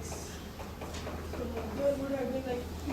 Yeah, naively you had written like that. Yeah, then. That is wrong, I'm saying. You shouldn't write it like this, yeah. I mean, when people do simulations for the first time, quite often they do this, okay. Then it's all wrong. Yeah, it's all wrong. You have to take this as some, so I mean, it's very simple. I mean, you just have to treat it as random variable whose variance is root dt.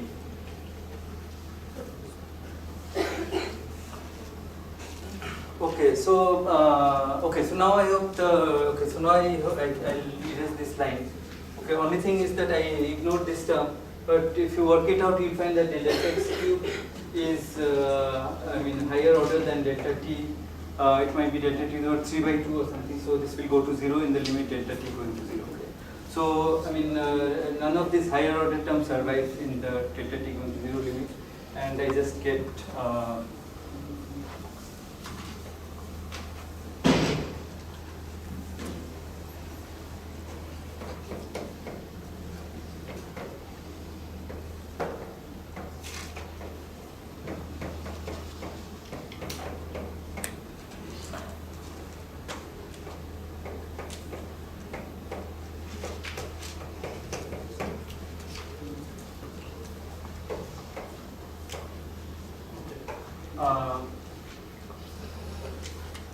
Okay, so now afterwards we'll see there are examples where this d might depend on x, and you can still do the same formalism and so on. Okay, but you have to be a bit more careful there.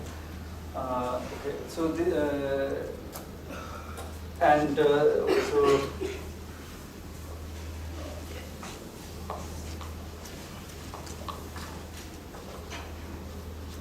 so if you have this more general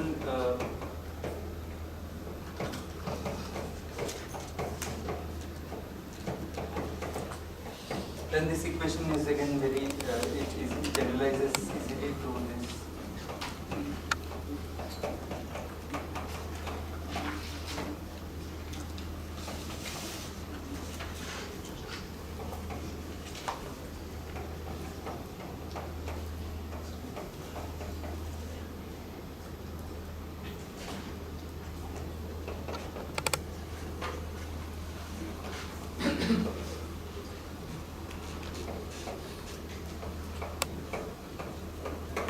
Okay, so I'm just looking at cases where this is independent of x and no cross correlations.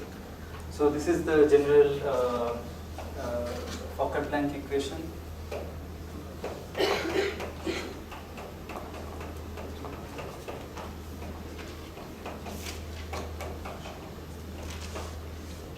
And this is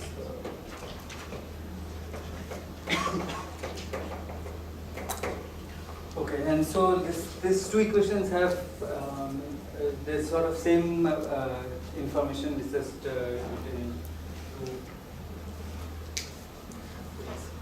okay. So now, just one clarification on the notation.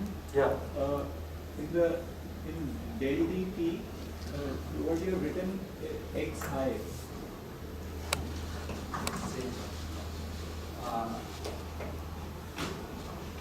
Yeah, now it's okay. So this is includes all the x's. Therefore, the probability is a function of all the x's. I goes from 1 to n. But this does not include the velocities now. No. So this is again, I will give this as a homework.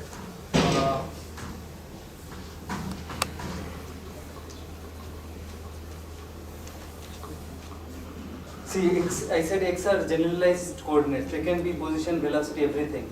So, so this is, you can do as a homework. So, I use this to find the equation for del t. So, for our underdamped Langevin equation, it will involve the probability distribution as a function of x vt, right? So, write this equation. So this will, okay, so one thing is that these are all linear equations, so you can write them as some linear operator times p.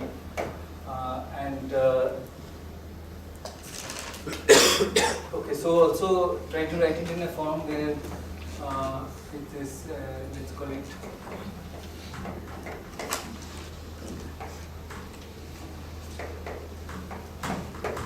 okay, so what you can show is that, okay, so if you didn't have the dissipation and noise, right, then this P, the equation satisfied by P is exactly the Liouville equation, okay, because it's the Hamiltonian dynamics and we know how the phase space distribution evolves, right. So in that case, it's just Hamiltonian, so the Poisson bracket dynamics. So this is what I call LHP. So, so homework is to show using just these equations, right? Because this has, you can write the underdamped equation in this form, and then use this equation, and you will get a set of, you will get the Fokker-Planck equation, which will have a Hamiltonian part and some part which comes from the bar. Okay. And then maybe you can also show that for this equation, if you put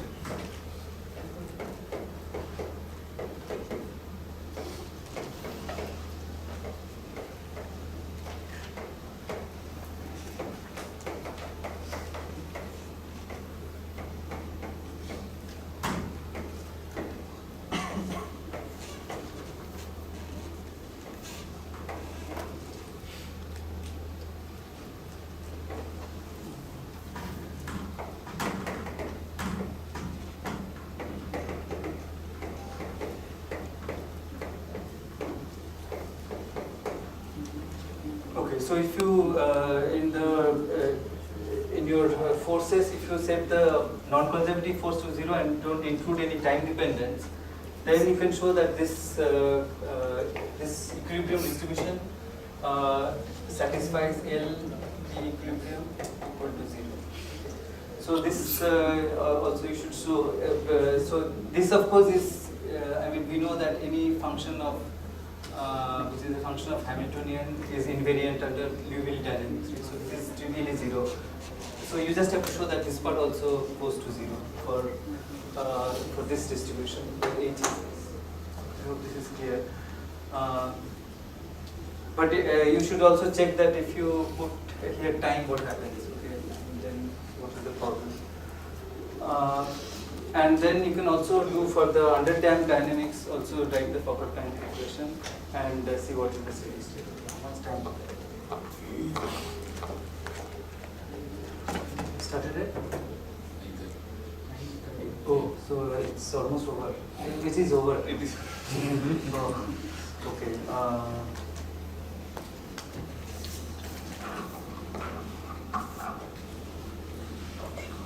Maybe I'll take 5 minutes.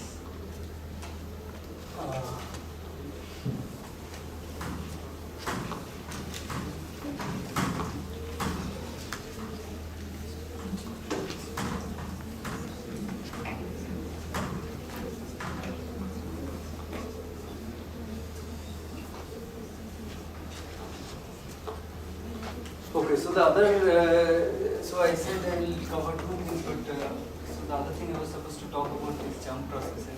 So I hope for this Langevin dynamics, it's clear like what is the general structure, and so other thing I need to talk about is jump processes. So the simplest example which many of you would have is known is if you think of some dynamics like for spin systems. Okay, so there's like if you have done like Monte Carlo simulations, you know there's something called heat bath dynamics, right? Or Metropolis algorithms, Glauber dynamics, and things like that. Where okay, so even if you think of a single spin, let's say, which is in some magnetic field, maybe, so the Hamiltonian is just h sigma of so magnetic field times spin variable, where sigma is, let's say, discrete variable which can take plus minus 1. Right? So then what we know is that this spin flips at a certain rate. Okay. So I mean, so then if you look at the dynamics, it looks like so there's a spin which can take only plus and minus values, and for a long, I mean, for some time it doesn't do anything. So let's say this is -1 and this is +1. So it might start from +1, goes, and then suddenly it flips to minus. It can only take 2 values, right? So it does a sudden yes. So it's not a continuous process. So that's why it's called a jump. Then it might stay again for some time, and then it jumps to this value, and then it might continue and then jump, and so on.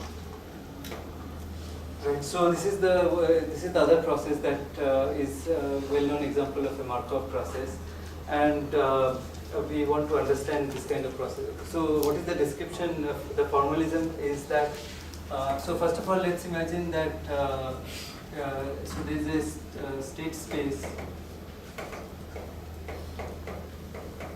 where, so earlier okay, so given a stochastic process, I need variables to label, like how do I describe my system, right? It can be position and velocity, and then we look at the dynamics. So you need some variables to describe the system. So in this single spin, like just a spin variable, but in general, let's say there's a set of, in this case, let's say discrete variables which I denote by x, and the system is evolving between different states. So, and I want to know what is the dynamics.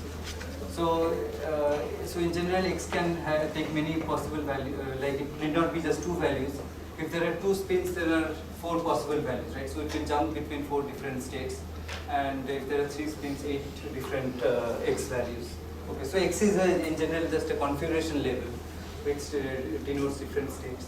So in general, it can do this, and then it can go to another state, and it can. So and then what I need to specify is what is the rate of transitions. Okay, so so this I denote by a w.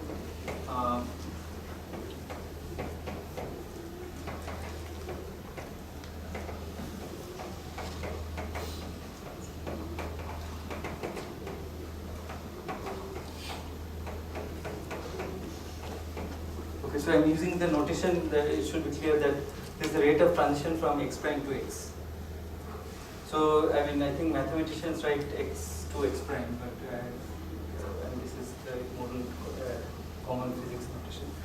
Okay, and then so this basically means that the probability that there is a transition in time dt from x prime to x is w into dt. Now, okay, so this is. I mean, if you are, you can of course simulate this process where you just look at x and it does something like that. But we are also interested in looking at the, just like the Fokker-Planck equation, we want to write an equation for the probability that it's at x at time t. And in this equation, okay, so let me just write what is the equation for this. So this is the corresponding Fokker-Planck equation, but usually it's called a master equation. So, and this you can, it's easy to see that physically this makes sense. So you just ask what is the rate at which the probability at x increases.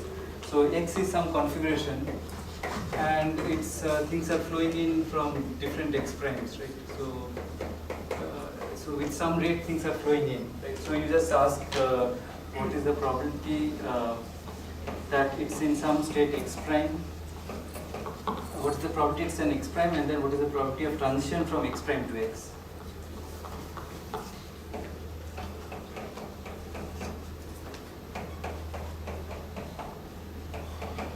And then sum over all x prime. So this is the rate at which things arrive at x.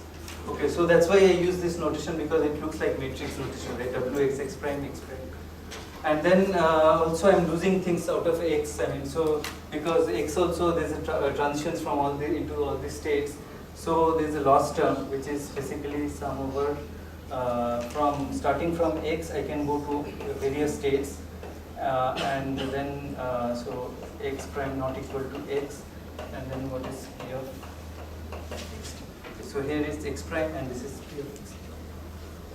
Okay, so I won't derive this equation because it looks, I mean, I think it looks very clear what physically, and I'm sure most of you would have derived some version of this. So the first term includes when there is no change of state. X prime not equal to X. So should there be another term that will tell you that what is the rate at which there is no change of state? Something like that. That is kind of included. Essentially, that is included in the left In the left hand side. Right, yeah. I mean, yeah, if you start from a discrete TA, it will be easy to see how it comes. Okay, so in the next lecture now I will kind of actually go more in detail about this particular process and state the. Actually, first state this laws of stochastic thermodynamics for this system, and then go back to the Langevin system. Okay. What is X and because now always means like Sorry? what is X? X, so X could be, for example, for this system is just a sigma. If you have two spins, then X is sigma 1 into X. Okay, and it can take 4 possible values. So it's just an abstract notation for specifying the state.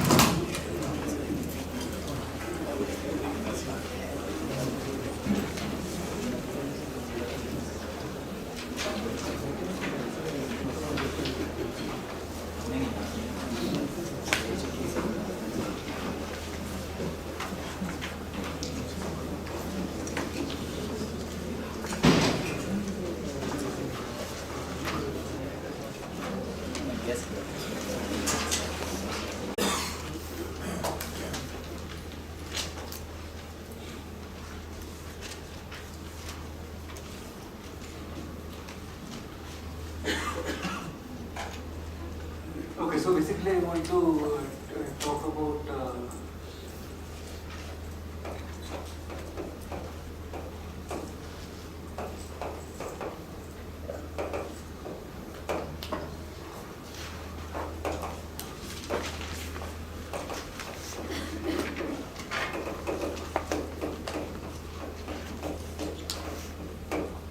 okay, so if you remember this experiment of Pera where you can still put a particle here in water, and then you see that it goes up, right? So that means its energy is going up, which means it's obviously probably absorbing heat from the bath, because that's energy conservation. And why is this particle going up? It's against gravity. It's doing work against gravity. So it's obviously taking in heat to the bath, and once in a while it takes heat from the bath. So in our equations, can we see, like, identify this heat and heat, work, and change in energy? Okay, so I mean, for this particle, it's clear that change in energy is very easy. When it goes from here to here, we know it has kinetic energy mv square by 2, and potential energy is just gravitational mgz, right? So change in energy is easy to find. We have to, now this change in energy can be divided into work and heat, and so how do we make this identification? Okay, so first let's look at the case where there's no force. You just have a Brownian particle, and let's say there's not even gravity. Okay, so then the equation of motion is mv dot equals to just force from the fluid. Okay, so this you should remember this is the force from the fluid, right?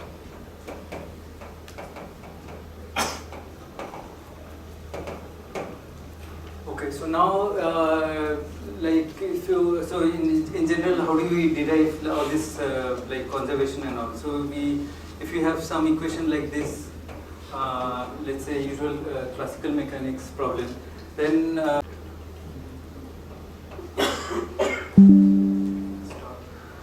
okay, so now is this the change in potential? Okay, so now change in potential. Okay, so yeah, so this is just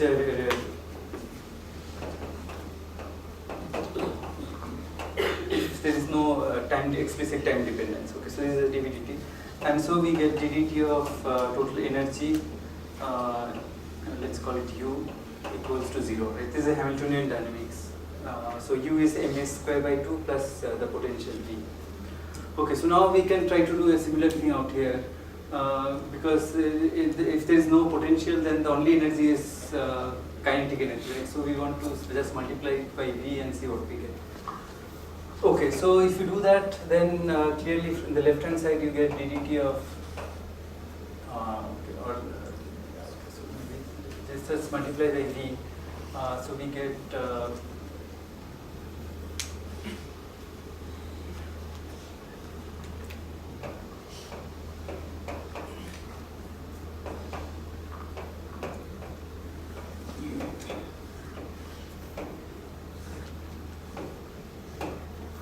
so I am doing multiplying this by v dt. Okay, so then this dt goes, so I just get d of mv square by 2, and on the right hand side is this. So this is clearly the energy of the particle, right? Change in energy of the particle. So I mean I can integrate it over some time, let's say time t naught to 0 to t.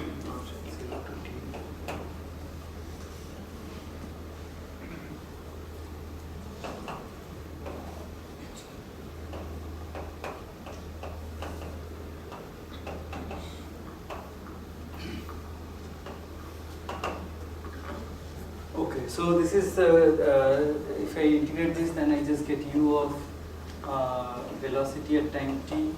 This is a total derivative, right? So it's just velocity at time t minus velocity at time 0. This is a change of energy when the particle goes from velocity changes from v naught to vt in time t. And on the right hand side I have this integral. Okay. So now what can this be? This must be the what? So this is a change in energy. So where did it get energy from? Heat from the bath, right? So this I should be able to interpret as okay, so in general this is just a convention. I'll call it minus delta Q as heat given to the bath. Okay, so delta Q is minus delta Q is heat absorbed. So delta Q is heat given to the bath.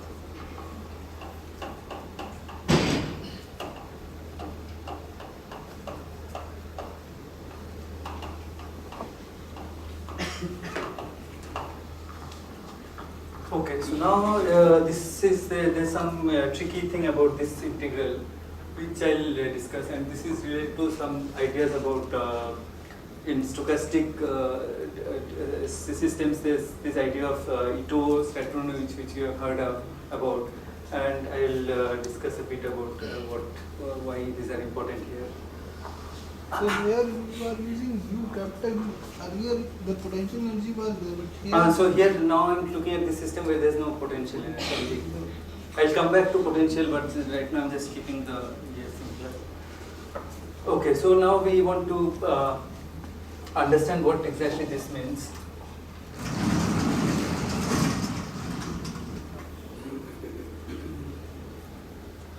Okay, so here the tricky integral is this eta times v.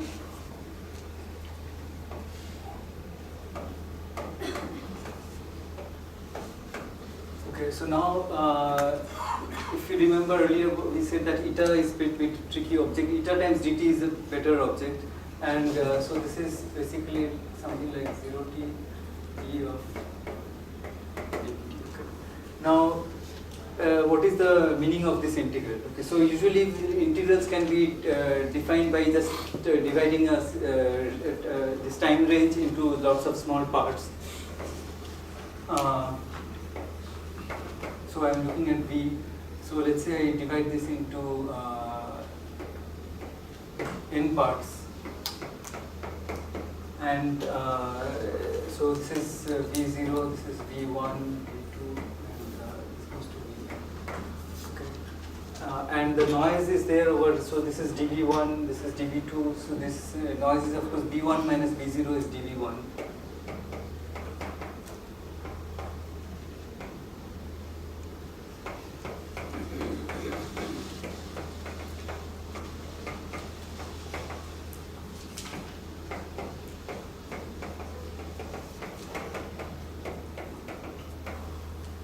And so usually like normal integrals I should define like this value of the function into this interval and so on, right? So here there are two possible definitions of this to make sense of this. So one is called the Ito definition.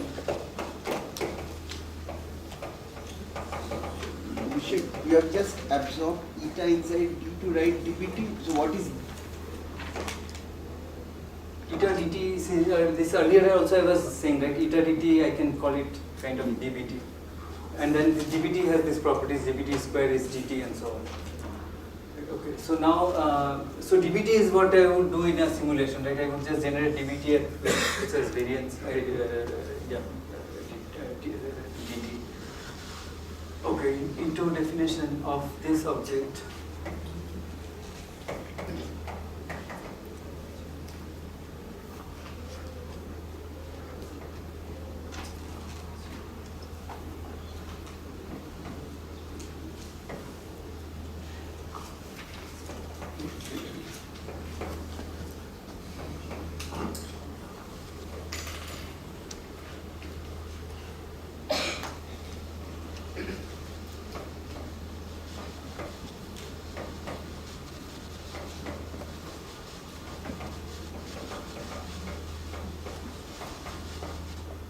Okay, so this is the Ito definition.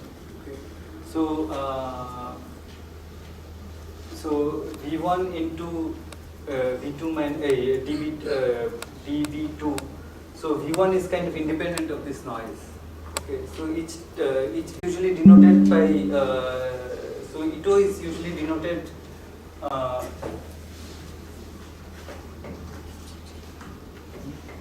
by what I wrote here. While Stochastic is denoted by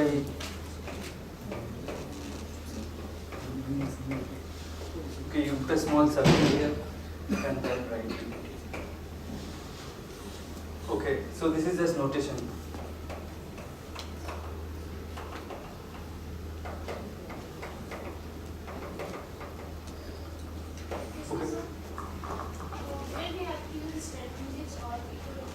Yeah, so I'll just come to that.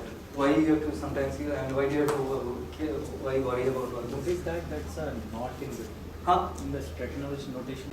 Minus comma. Okay, so this is a simple term, but then the next term involves B dB, right? And this I claim it's actually should be this object. Okay, and this makes a big difference. Okay, this I'll try to explain now. So naively, that's right. So eta dt is dBT, and there's velocity, but this should be a Stochastic. It should be interpreted in the Stochastic sense, okay, and not Ito. So let me explain why this is. Like just physically explain why this is important. Before that, there should be a minus sign, right? Delta Q is equal to minus. Yeah, I put a minus here. Okay. Yeah, or I'll put minus delta T. So other thing I should just want to say is that physically, if you want to understand what is why is this heat? See, this is the force from the heat bath, right? And then force into velocity is just the rate at which the bath is doing work on the particle. So it makes sense. The rate at which energy is being pumped into the system, which can be negative or positive. So that is just the physical interpretation of why that is makes sense as heat. Okay, so now let's try to understand this, I mean, in some more direct way. Okay, so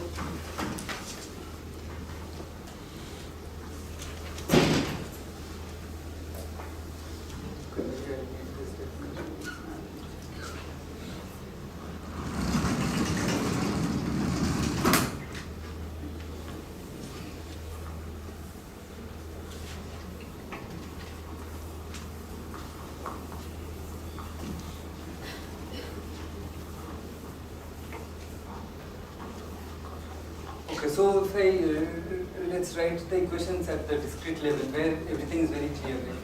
So we have m dbt is equal to this gamma.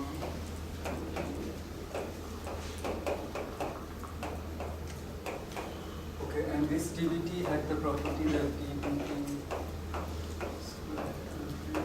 is equal to what?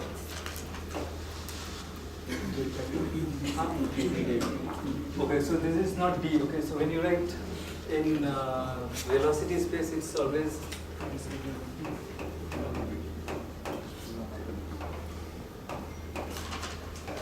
okay. If you write the overdamped equation, then the gamma, there's a division by gamma, and it becomes 2 kVt by gamma, okay, which is the diffusion constant. But in the underdamped equation, it is this. This is the strain. Okay, so now this you can think if you just think of what you're doing in an experiment or in a simulation, then of course you are just writing m. Okay, so let's divide by m.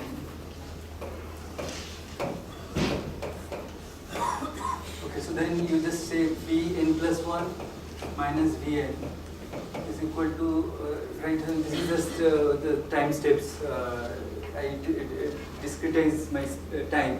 And from one time to another time, this is the change in velocity. That's equal to minus 1.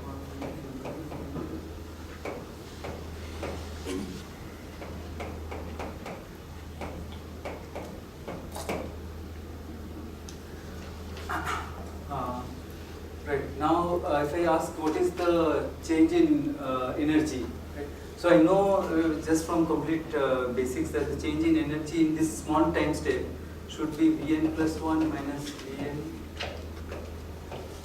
And this is of course completely right? This into m. This is the change in energy in one time step. Okay, so what I can do is, so this is clearly d of u. And what I do here is I just multiply by Vn plus 1. Vn plus 1, yes, okay, so I multiply this equation by Vn plus 1 plus Vn and then mass by 2. Okay, so then the left hand side is just this, which is exactly the change in energy, and the right hand side you can see is minus .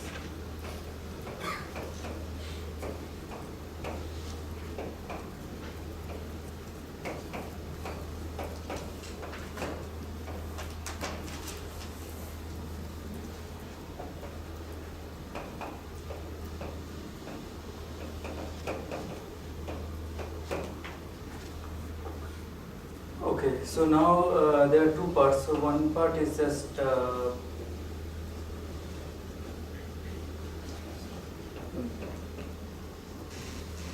okay. So actually here already you can see that okay, this m cancels, right? M goes away, so I can get rid of m. And you can already see that it's in the Stratonovich form. Right, I didn't get Vn into dBn, I got Vn plus 1 by 2 into dBn. And yeah, and then this. And okay, so here of course the first term looks a bit different than what I had there. I had minus gamma v square.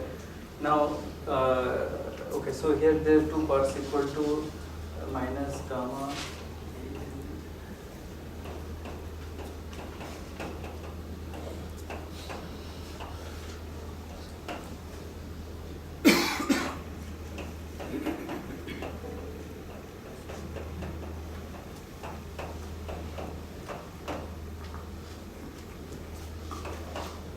Okay, so now see here you can do some expansions because we know that Vn plus 1 minus Vn is this.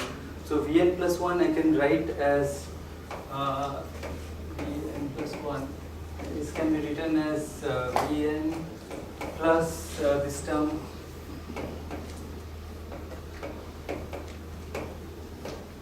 plus 1 by Vn. Okay. Now this term is order dt and this term is root dt. Okay. So if and okay, so there's already a dt here. Okay, so now if I substitute Vn plus 1 by this thing, then I can write everything in terms of Vn, and I see the first term will give me equals to minus gamma Vn square dt. This is what I want, and the other terms are all either dt square or dt to the power 3 by 2. Okay, so I can neglect those terms. Okay, so this is the first term, and then the second term I should just write it in this form, because you can see even if I expand, I'll get things like dBn square which are order dt, right? So they're really important. So this one I should just leave it as half.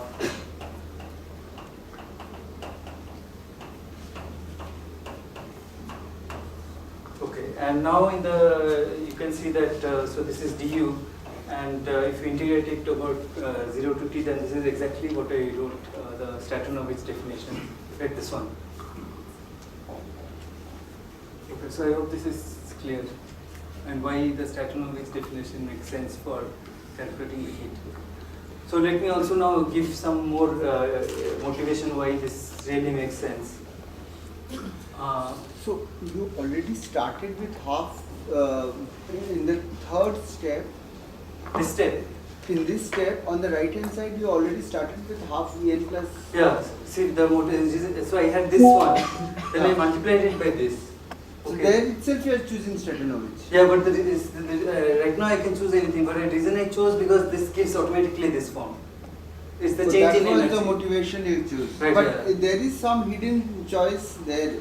No, hidden means I want to get the change in energy. Right? That's my motivation. But that forces me to choose that. This. Yeah. Also the fact that you're using standard calculus, standard rules of calculus, this is very important. Right? Because Right, yeah. Stratonovich is in agreement with standard rules of calculus you are using all the time. Right, yeah. Yeah, so Stratonovich is like the usual rules of calculus, and but I was trying to justify why it from the microscopic point of view it makes sense. But there is another thing. I mean, so usually when we use calculus, you are taking dt Going to zero, small. So here we Yeah, can't they take normal zero. things it both would give the same if you are like normal. No, yeah, I'm saying here, since we are doing, we cannot take it 10 to 0 because there, because this Lagrange equation itself will break down. No, but you can like see if you are doing this, if you are doing a simulation. I can take in each time delta t, I calculate this thing, I can take the limit delta t going to 0. That is, it will No, as in simulation, you can put it by hand, take it small. Yeah. But if you take smaller and smaller, then this Lagrange equation is valid only at the millisecond or whatever. So that of is course, what if you ask physically, is that equation valid? Yeah, that of course, like then I have to worry about correlated noise and all that. That it may not be valid. But I mean, at a purely If you take that equation, yeah. Assuming it's valid at all time scales, then of course this is completely okay. Shouldn't there be the mass somewhere? Mass. Here there's no mass now. Well, mass is there here, but when you substitute Vn plus mass, mass cancelled like somehow because I had a mass here and then I had a mass here and it cancelled because I multiplied by mvn. No, I mean, you started with discretizing that equation that was continuous dVt. Yeah, this is what I'm saying. This is the real equation actually. So you discretized it, Yeah. and this discretization was from the standard rule of calculus, right? Right, yeah. And when you are using standard rule of calculus, Stratonovich is following that. I mean, we will reach there, right? Right, yeah. Yeah, but I mean, see, naively you might have written V. It's not clear whether you should use, but I'm just giving, there you should use, you should already interpret it as Stratonovich. But yeah, that is Sir, what happened to the term where we had Vn multiplied by Vn plus 1 in the end, towards the end? This one? Won't there be one term where it will be Vn multiplied by Vn plus 1? Where here? No, so I use this thing, like Vn plus 1 is this, I replace Vn plus 1 by that. Then the first term is 2 Vn by Vn, that is Vn square, and the other terms I said are lower order, so you can ignore. Okay, so now, So Shikha, if you want to use the Ito convention here, it is still something like a heat. Does it have any physical impact? No, it will mess up things completely. Like, yeah, it will give completely. So, like, especially if you are doing a simulation, it's very important to do this and not Ito. So it will give you completely incorrect. Yeah, it will give incorrect things. I'll just say, let me just illustrate how it will mess up things. For example, okay, the second is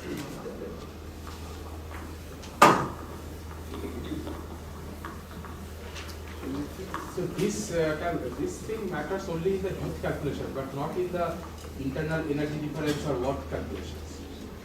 This Stratonovich Ito thing. No, even work can also. Work can also. Right, yeah, it can right. So I mean, yeah. So okay. So let's say we again have this equation. So we say d u.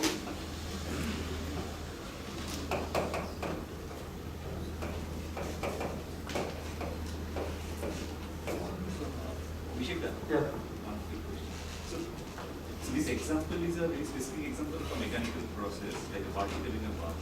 So if it was some chemical process.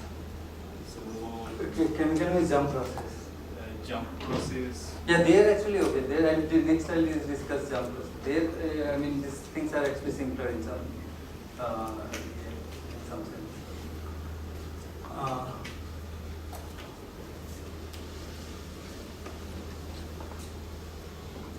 Okay, right, yeah. So what I was saying is, okay, so this we wrote it as d equals to minus gamma. This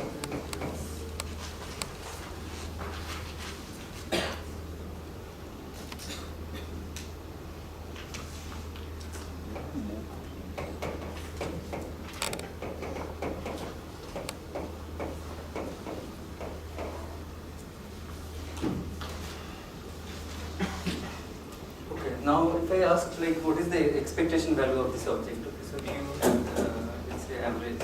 Then this is gamma square average, and then what is this object? Okay, Vn plus 1.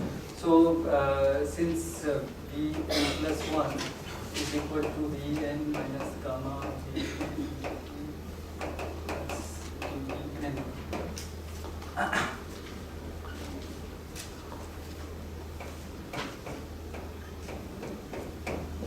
So then I can see that if I replace Vn plus 1 by this, then this thing gives Vn minus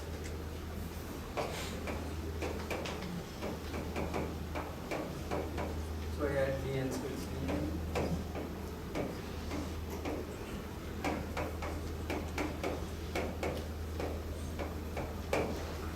Is this completely right? No, maybe I should have mask.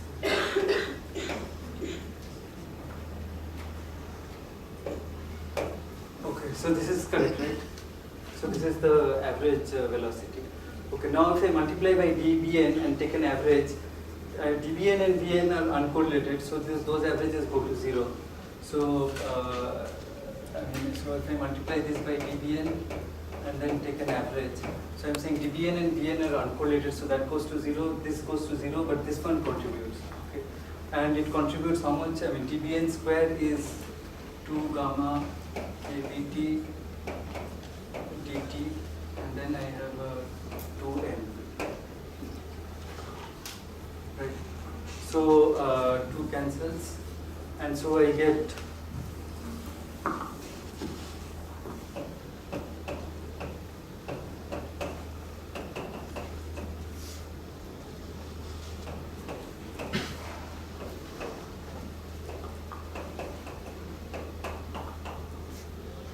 that this has to go to 0, and I get exactly the square average is equal to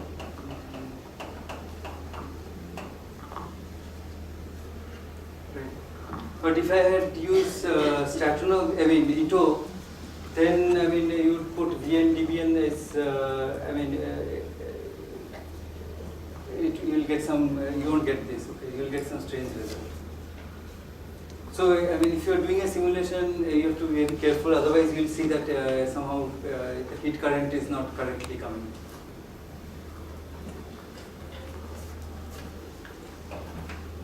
Okay, so. Substituted Vn plus 1 plus Vn is equal to minus gamma kVt by n. Where did you get that expression? No, so this was from the equation of motion I got this, right? Yes, that is fine. Yeah.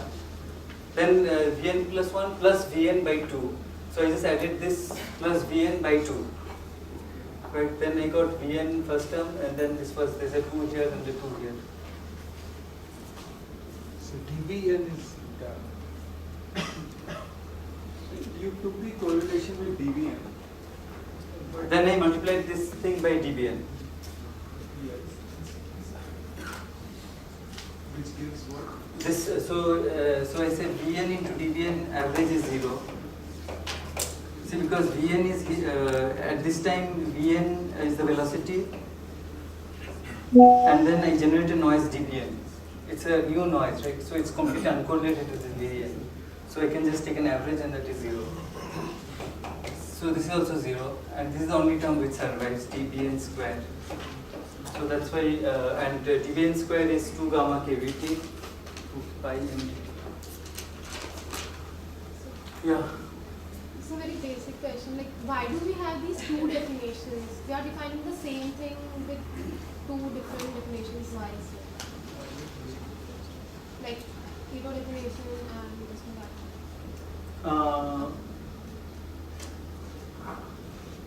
That's a good question. Okay, do you have an answer?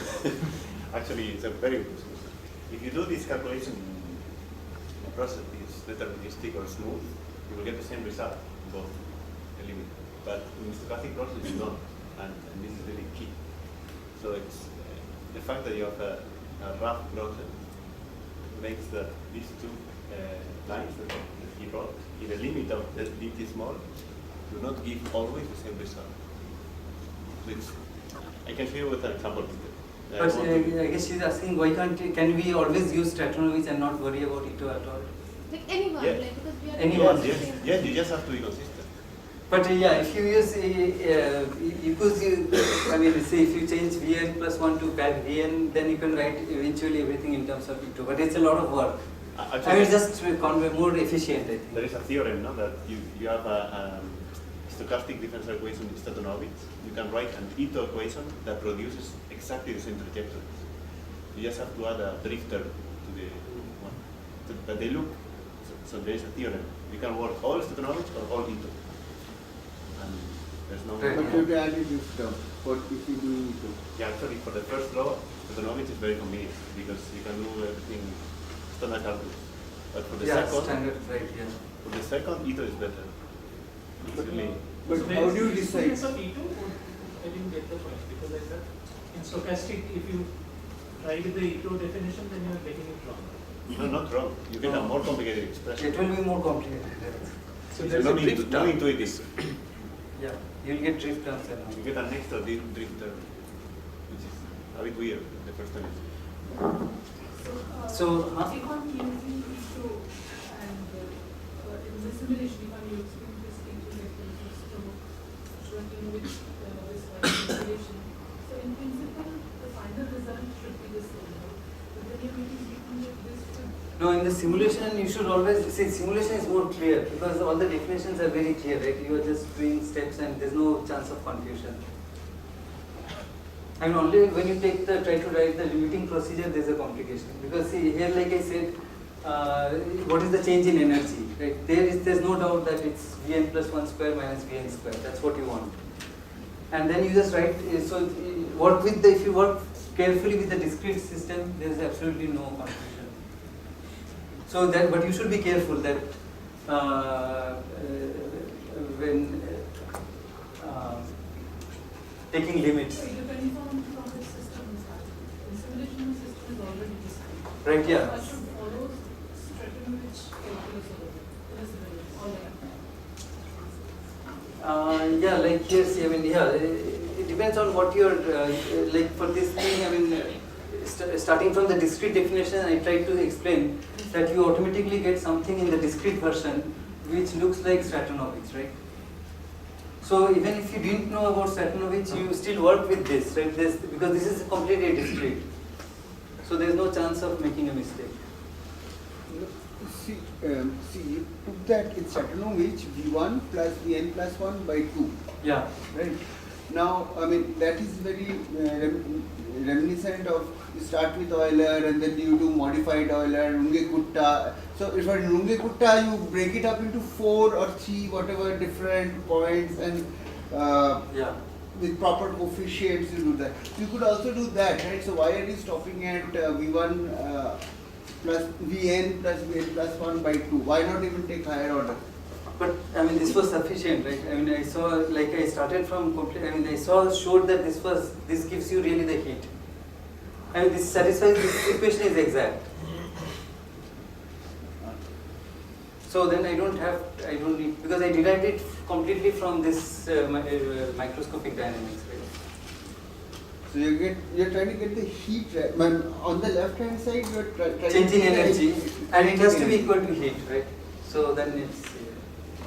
No, I mean, like what he's telling, usually when we do those kind of Langevin and all those algorithms, we basically try to go dt tending to 0, right? Yeah. But here we actually in real practical we have a certain delta t which we not avoid, right? We don't go actually. No, but if you want to get like results which are converged, you have to take the delta t going to 0 limit. And like you have to just take smaller delta. Like in a simulation, you have to take dt smaller and make sure what you are measuring is not changing, right? So here also you have to take smaller delta t steps and make sure that. No, but for stochastic process, like there will be certain times that you wait for. Otherwise, you go below that. All correlations which you are still. No, see, given this set of definition equations, I mean, there is like you have, like you're working with these approximations, right? Whatever it is, you have neglected correlations and all. Given this set of equations, there's no problem at all. I mean, with this, with the okay, you are saying like if you assume that there is this type of noise is already there, then, right? Yeah. Then delta t tending to 0 makes sense, right? Yeah. But this is yeah. You have got the. Huh? It's okay. Oh. I'll ask. Okay. Sorry, no, I have to continue. Otherwise, it's. Okay, so now let's go a bit more general, and so we see that basically the idea was to show that if you do usual calculus, I mean, and interpret it in the Stratonovich sense, then you can basically see these definitions of work and heat and so on. Okay, so now let's do a slightly more, let's include the so for what we need to have a potential and all. So we'll write f of x and then plus the heat bar.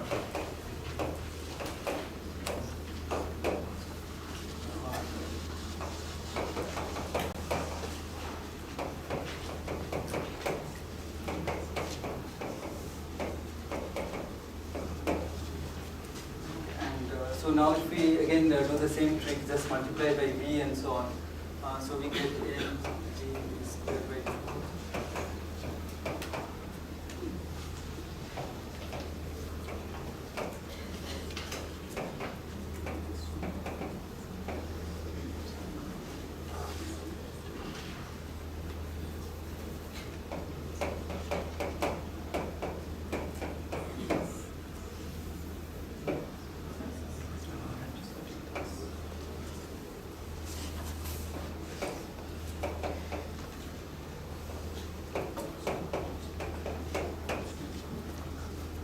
so now we'll manipulate this object. So f is minus del u by del x.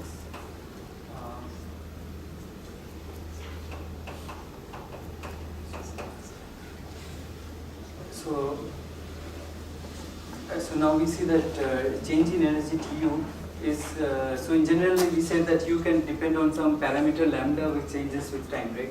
So there will be some del u by del lambda, lambda dot dt, and then there's an explicit del u by del x into dx.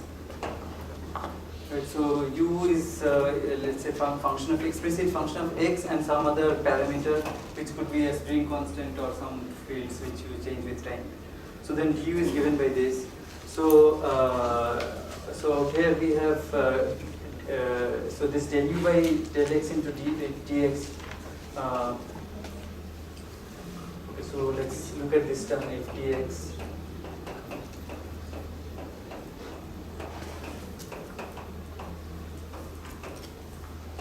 And so del u as dx I can write as minus du plus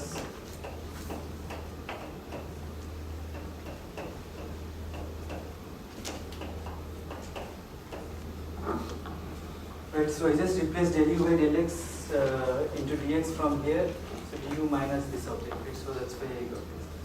Okay, so now from so f dx is this. So now what I want is on the left hand side I should have, sorry, here there's some bad notation. This was, I think I was using V for this, right? U is for internal energy.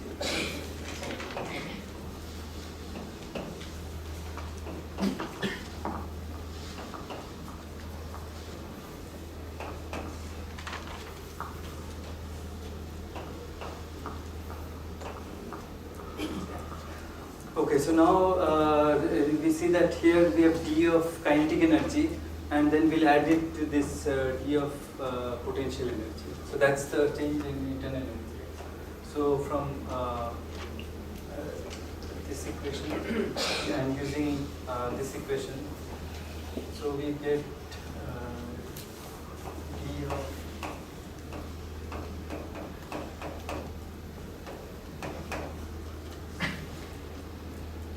so this term is there, will be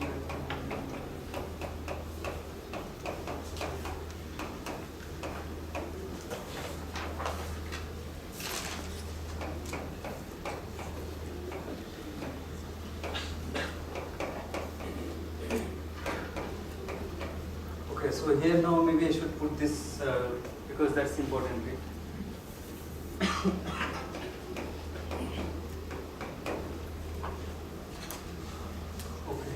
So this we know is the this is basically the internal energy of the particle, and this we already identified as the heat heat absorbed by the system from the bath, and therefore this we can now see is the work done, right? So this must be the work done by so it's clearly physically it makes sense. Like this one you can see force into velocity. This one is like the parameter changing, and but basically looking at this equation is clear that we have to just using conservation of energy we can say that this is the work done on the system. So the Stratonovich part that comes only in the heat. If we don't have say the conservative, non-conservative. Right, in this equation, in this underdamped case, you don't care about Stratonovich and EA here. But in the when we do overdamped case, there we have to worry about right here. So because the first x doesn't have noise, right? Dx dt. Yeah, exactly. So you don't care about Stratonovich. And if you don't have any non-conservative force, then you don't care Stratonovich at all involved. In our overdamped case, you have to worry still. If there's time dependent here.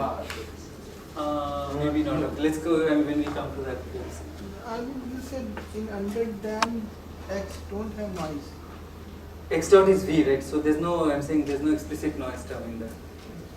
V dot has noise, but X dot is as V. Okay, so now this is what we identify as internal energy. and work done is then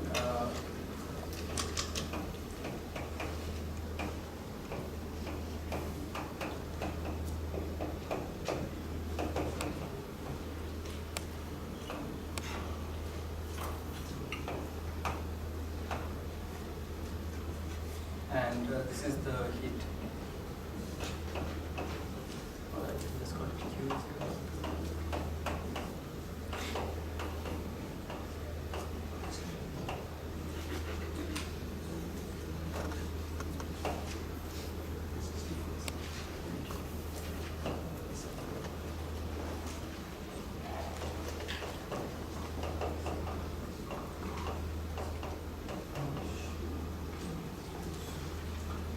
Okay, so this is the first law of stochastic thermodynamics.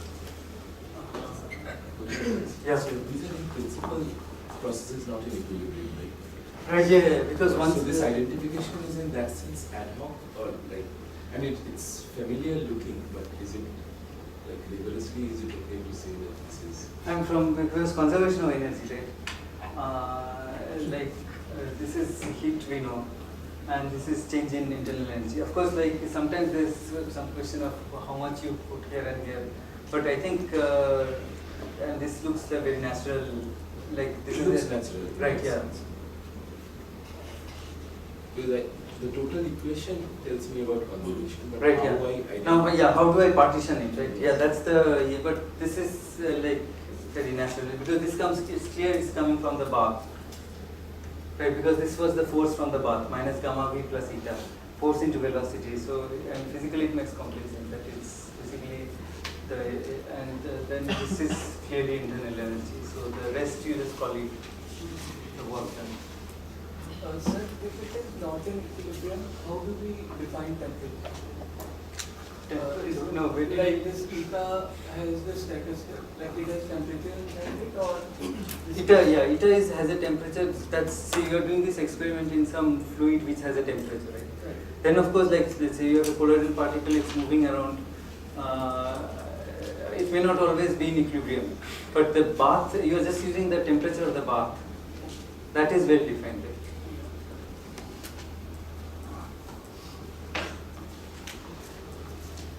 Okay, so now Excuse me. yeah.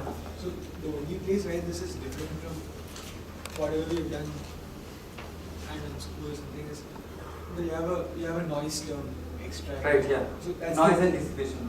That's It's the effect of the bath environment, right? Which gives is a stochastic. And see, this is the. I mean, the fact that if you put a Brownian particle, it just spontaneously rises, right? That's. I mean, how do you understand it? So it's obviously absorbing energy from the bath. So the temperature is coming from the bath. Yeah. Are these equations only valid in the steady state of the dynamics, or? No. I mean, okay. So of course, I mean, if you are completely driving a system in a crazy way, it doesn't make sense to talk of temperature even of the bath. But here we are looking at, like, let's say, typical experiments are these colloidal systems which are trapped in some air. I mean, even when you drive it, let's say you have a trap which you change the potential spring constant, right? I mean, you somehow expect that it doesn't affect the bath properties too much.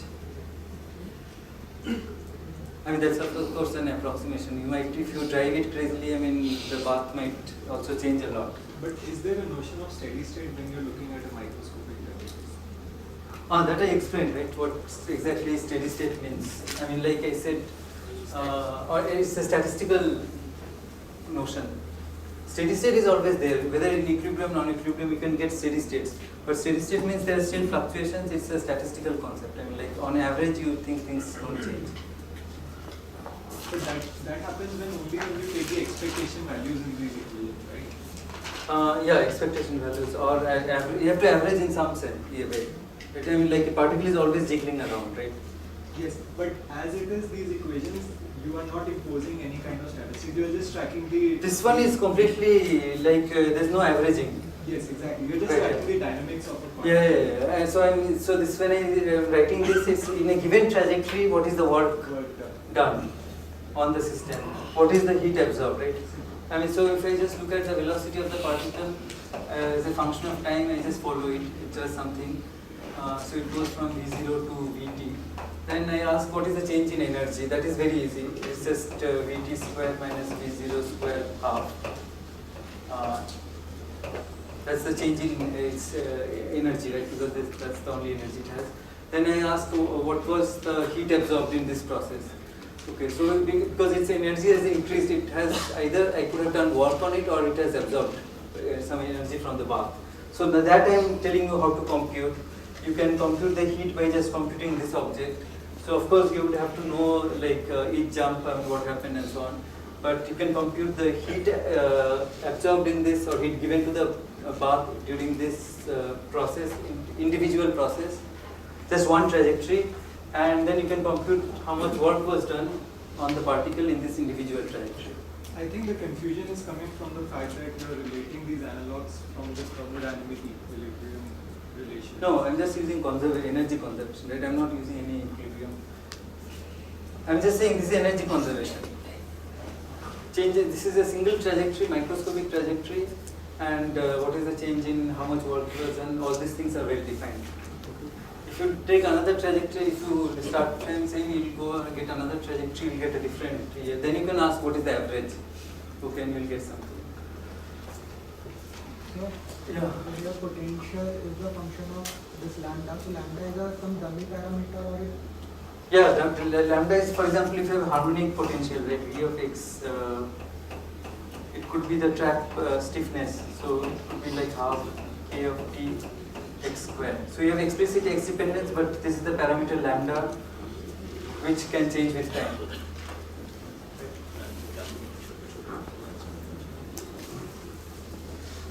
So, work done, like, if I think about it, it's just one particle. So where is it doing the work on? No, it's because from the environment, it's raising its energy. No, see, simplest example is like if you have a particle you are driving around. Okay. So, I mean, of course, so its equation is just x out equal to, let's say, some constant force F plus noise. Right? But you are constantly, obviously, because of this force, you are doing work on it, right, constantly. So that is some non-conservative force here. So this part is it's coming from the time dependence, and this is a non-conservative. Yeah, that is right. So the force is coming right. If you don't have F, then there will be no work. Yeah, either you have to have a non-conservative force or you have to have a time-dependent potential.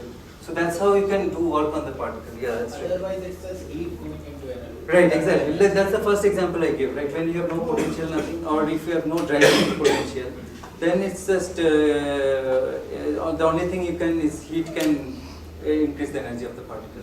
But in addition, you can have you can have a trap which you maybe oscillate or do something. Right.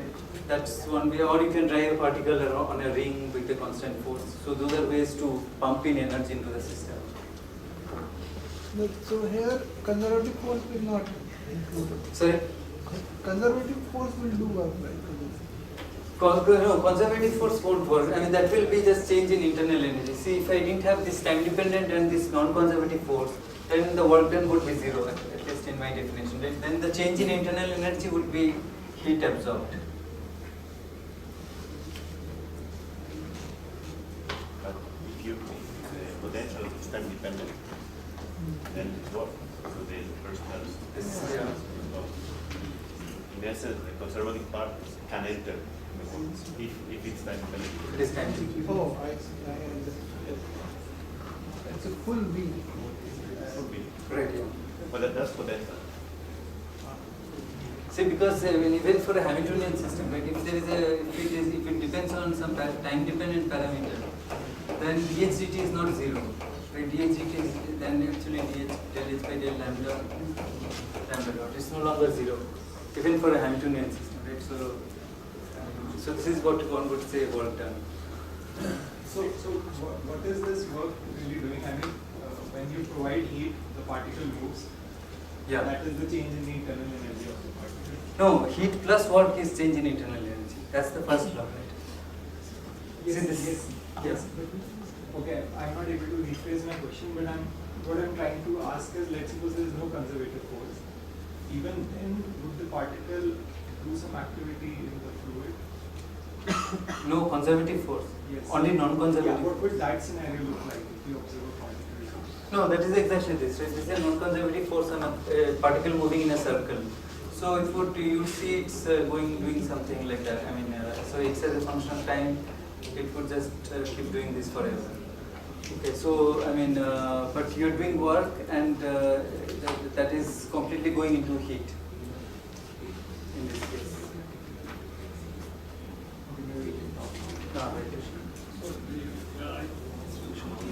How do you ensure that it is going to be equilibrium? Sorry? How do you ensure that it is going to go in this equilibrium state? No, if once you have this kind of forces, it never goes to equilibrium. So if you look at particle in a circle, okay, so see this is a good example. Like, I mean, you can look at particle in a gravitational field, okay. Then of course, because there's a bottom, it will of course, I mean, this is also a constant force, right? Because here, if I write the overtime dynamics, it's still dx dt equals to 1 by gamma mg plus noise. Right, so this is also a constant force, but there is a wall. Okay, so this of course will go to equilibrium, right? We know it goes to equilibrium minus mgx by kBt. But the same particle, if you put on a ring, it's still constant force, but it will, I mean, you see there's constant current all the time. Here there's no current, right? I mean, it goes to a steady state. This also goes to a steady state, but it's a uniform distribution on the circle. That's a steady state, but it's a non-equilibrium steady state. That should be clear. There's always a current going.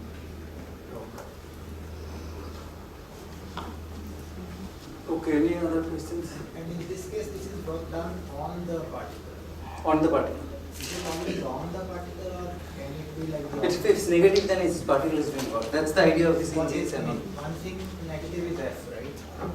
What? Either F can be negative. No, I mean, even if F is positive, you can, this whole thing, it can turn out to be negative.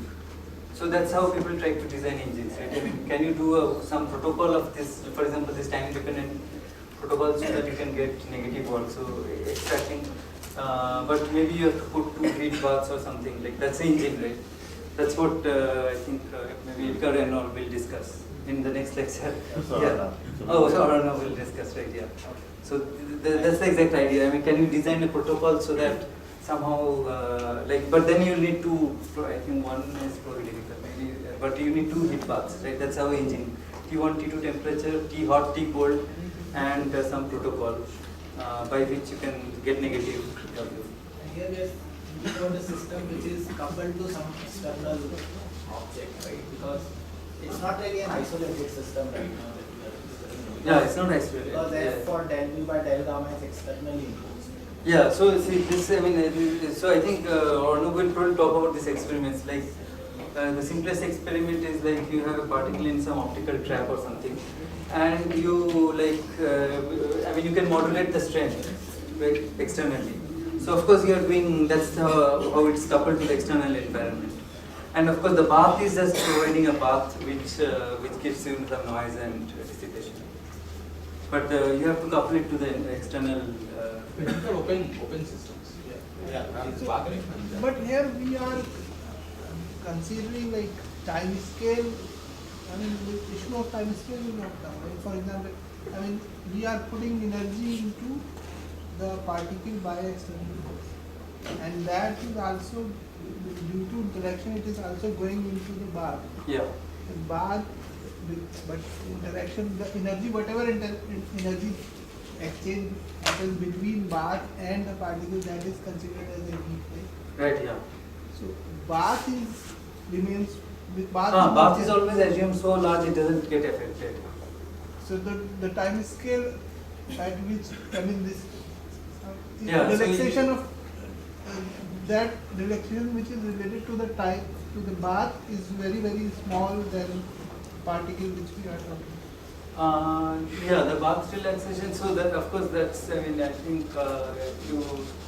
That is I guess there in the when you put this gamma this noise transfer yeah, to gamma. Even that like you are doing some separation of time. It's in the beginning, from the beginning. From the beginning. It's, so the underlying this part is if you switch off or you keep the lambda to be constant, it will be in equilibrium immediately. Let's just repeat. So if you have this lambda to be constant, may not be 0 or something, then your system has to equilibrate to the bath immediately. Immediately means over some time. Very short. Okay, so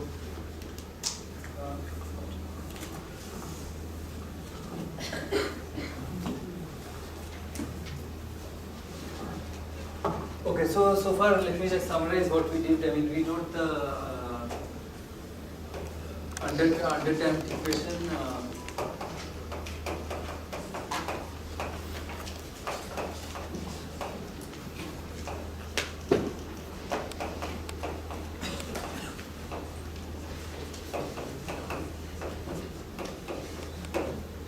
And from this we now sort of got some first law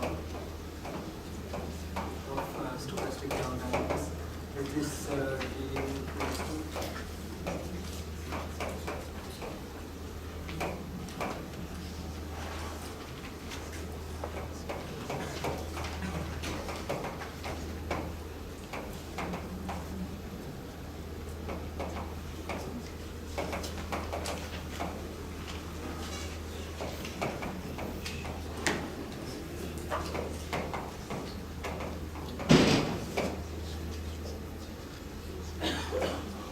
and this F involved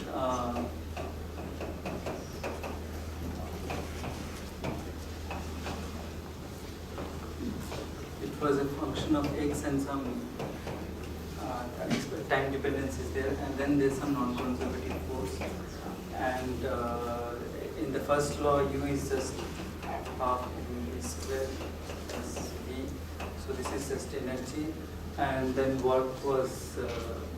So work and here we have something about sign convention dw minus dw?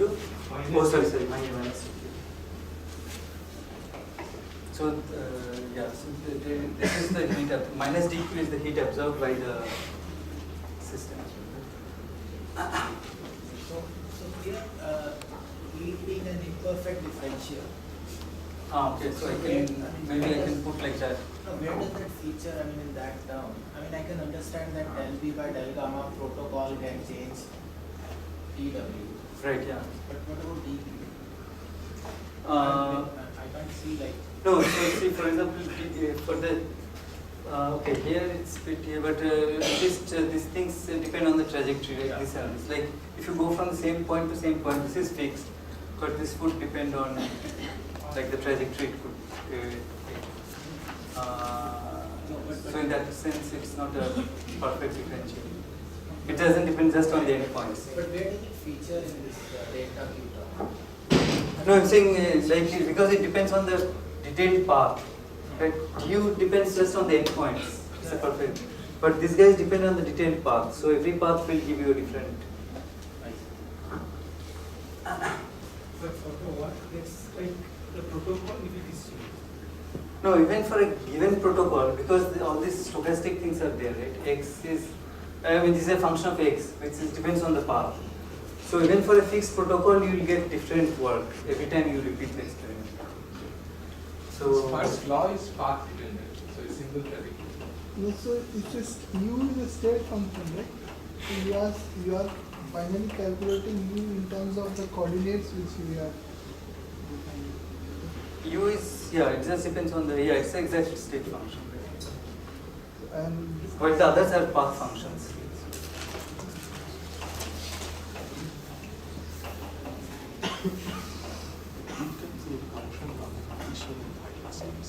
that's what it's a coordinate, depending on the coordinate from where you are there and there.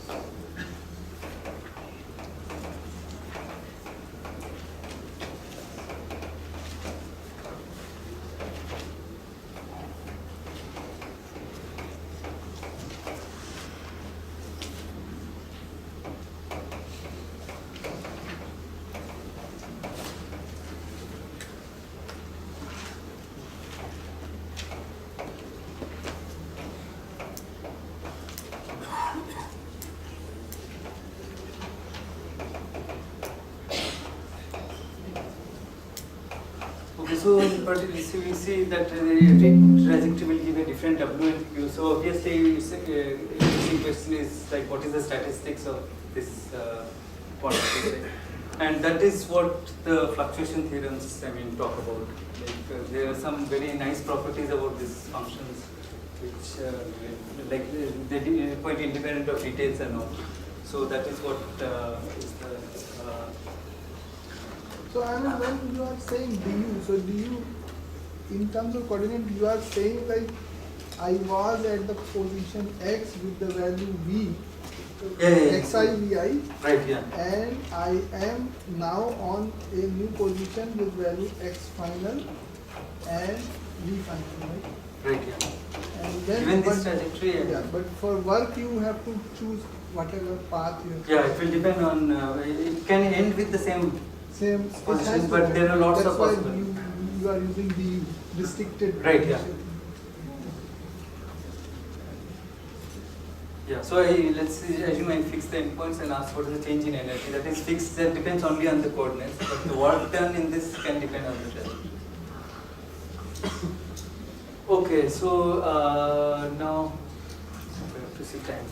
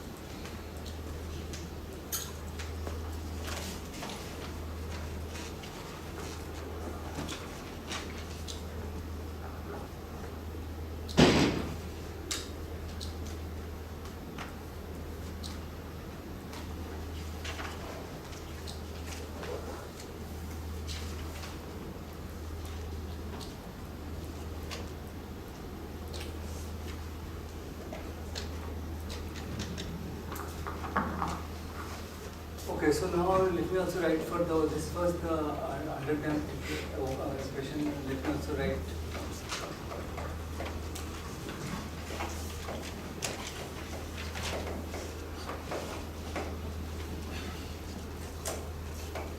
So then we just have x and the equation was.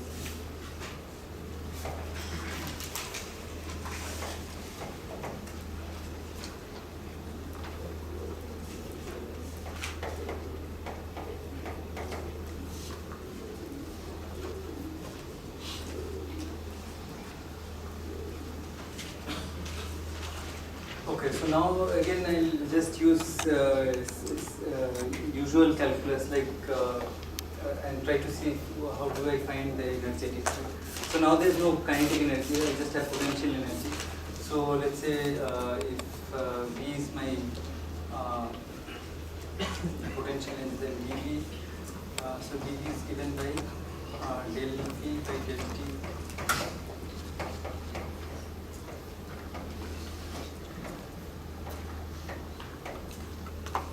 Okay, so this is if I just assume usual calculus. Okay, so if you are, okay, this maybe I should, I don't know if it's a good time to mention, but if you are doing Ito, then this is not correct.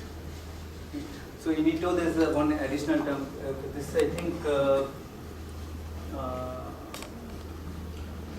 I think how can a result depend upon a method? The result should no, it doesn't depend. But the final result, but you have to stick to one convention. I'm just saying this is if you are using Stratanovic, this is okay. But if you are using Ito, then you have to write dd, which is a function of some stochastic variable, is del p by.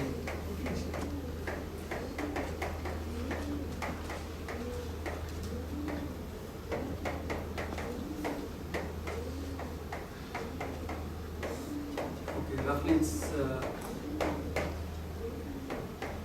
okay. So here you can just put for this process it's just dB test, right? Okay. So this actually if you okay, maybe let's not go into it. But this is so here this will become for diffusion is just 2d dt, right? So you have an additional term which depends on dt, and then you have this. So this is called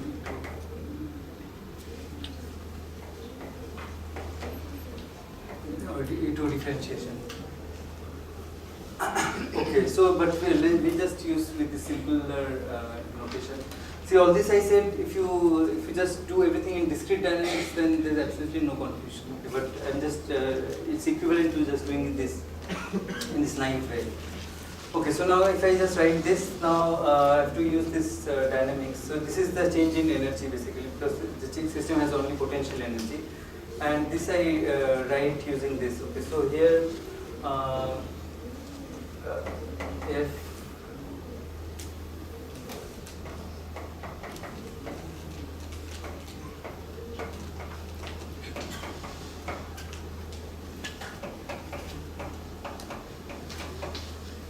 so I will just write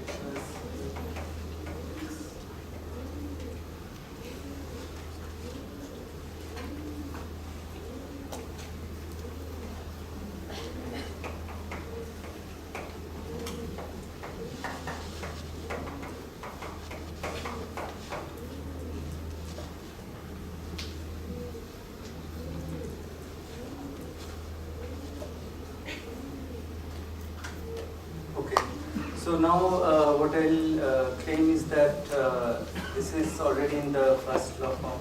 So this is du and this is dw. So this is exactly what we had earlier, right? And this is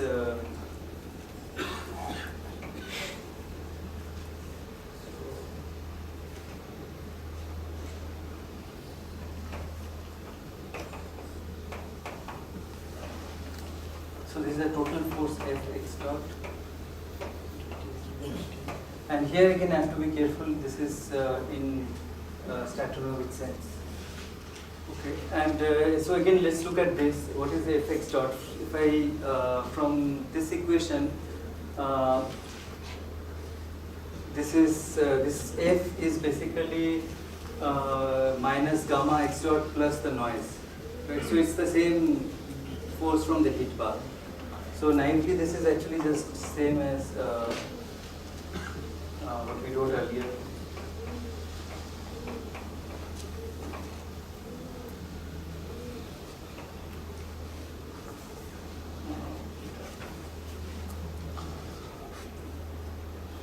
So the small f can also include like the small f is the non-conservative. It's always non-conservative. Total f, yeah, big f is the full force. Small so f. in principle it can include the bath forces plus some other non-conservative forces. No, small f. Huh? No. See, bath forces are in this form. Oh, now, actually, the bath force is always. Yeah, it was this gamma. This came from the gamma x dot, right? So the bath force is actually is really. It's divided now. Right. Yeah. So the bath force was really. So if you write it in this form, x dot equals to mu f plus dvt. Mu was 1 by gamma, right? So now if you write it like this, then bath force is really minus f.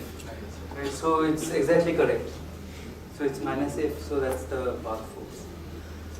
Okay, so in this now, so basically this is the definition of heat in this, and this is work.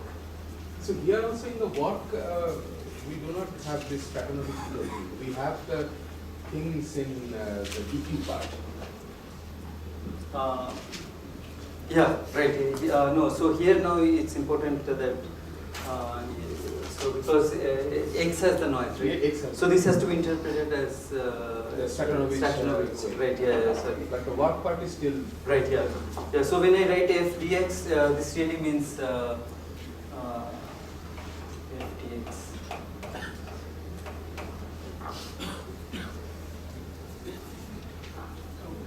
Is it equal to gamma v plus eta in the last line? See, that's what I was trying to. So this equation is equivalent to this. Do you agree? This and this. Yes. Huh? So f is therefore f is just minus gamma x dot minus. This is what is eta roughly, right? Eta dt. So again, it's basically the force from the heat bath into velocity. So that's what I just wanted to say. That you can still think of it that way. And this is the drift term that we need to add or subtract depending on our convention. This Which one? del 2v del x2, the up there. No, no, the right hand. This del 2v. Yeah. This is the drift. Right. Yeah. Exactly. Right. Yeah. Okay. So I mean, yeah, I think. Sort of good reference for this is recent review by, sort of review article. It's called on martingales, right? It's sounds scary, but it's very nice. Like there's a derivation of stochastic thermodynamics, first law, second law, and so on, where they use, I think you use Stratonovic, right? Yeah. And it's there. Maybe if you go back and look at that, things will maybe become clearer. So what is it called? Martingales for fences. Martingales for fences. Yeah. But there are 7 chapters from stochastic thermodynamics. There are inside 7 chapters from stochastic. Yeah, so that's the difficult part. So, but I think you can just go straight directly to that chapter and ignore some things. You can do that. You can do that. There's some risk, but you can do that. Yeah, no, I did that, so it should be possible. So, martingales is some, okay, there's some formalism that they have described in this paper. But it also describes this stochastic thermodynamics in a very systematic and formal way. So Chapter 5. Chapter 5, right, yeah. So just jump directly to that chapter. And there's I think in the appendix you described like some details about it too and so on. Okay, so now let me quickly talk about the fluctuation theorems before I stop. I can continue for 10 minutes.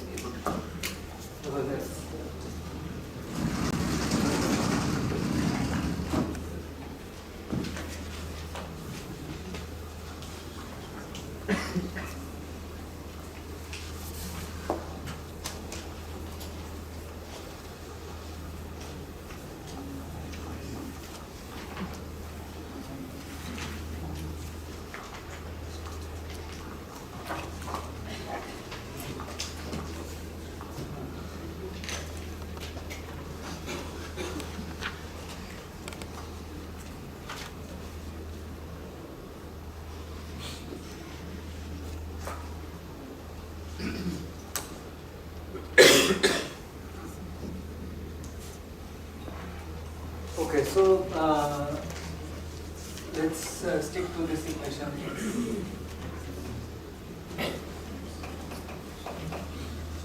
So let's think of discrete time. We start from x now, and then so this is time equal to 0, and then time 1.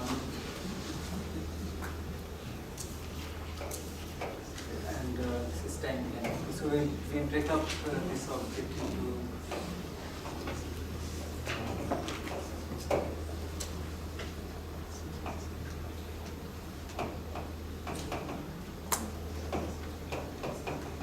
so these are the time instants and so on.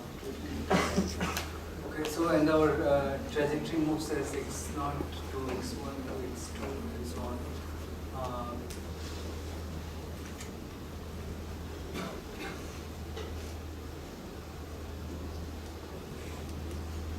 So, and our dynamics is as x plus 1 is x times.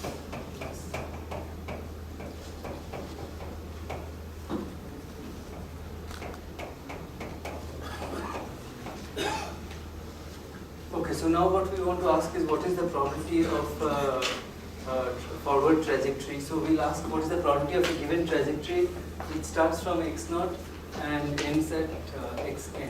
Right? So, so this is x1 to xn given x0. Okay, so this is a Markov process, so we can just say this is probability of x1 given x0. Okay, so this notation is not so great, but I think people will understand.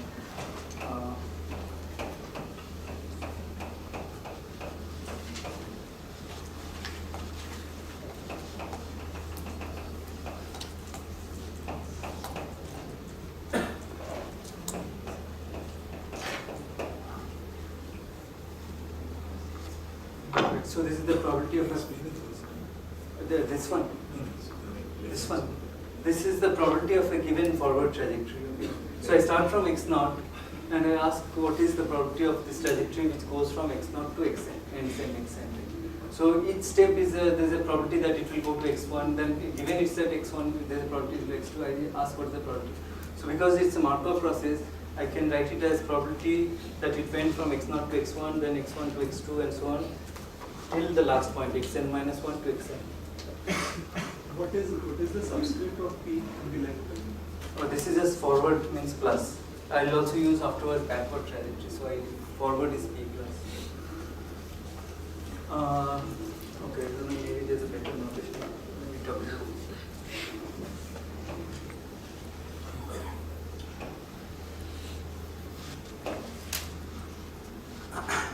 Okay. So now,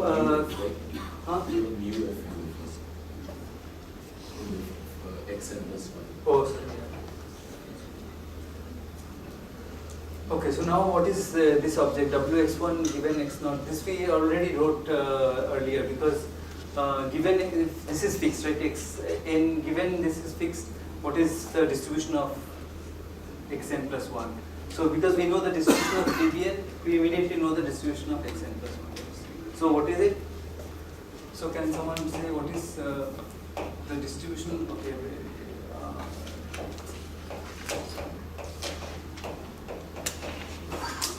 Okay, so what is this distribution?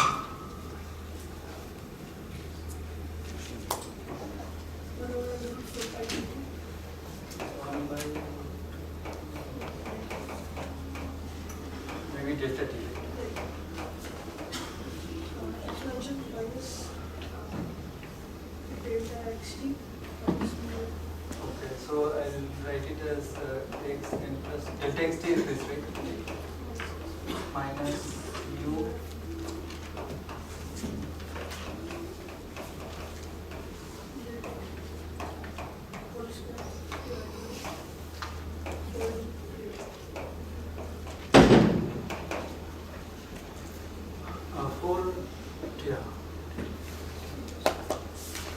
Okay, so everyone sees this? I hope if anyone has doubts, ask. So this is the probability of the forward trajectory. And then what I'll do is I'll divide this. So then I know each of this, right? This is just a product of all this.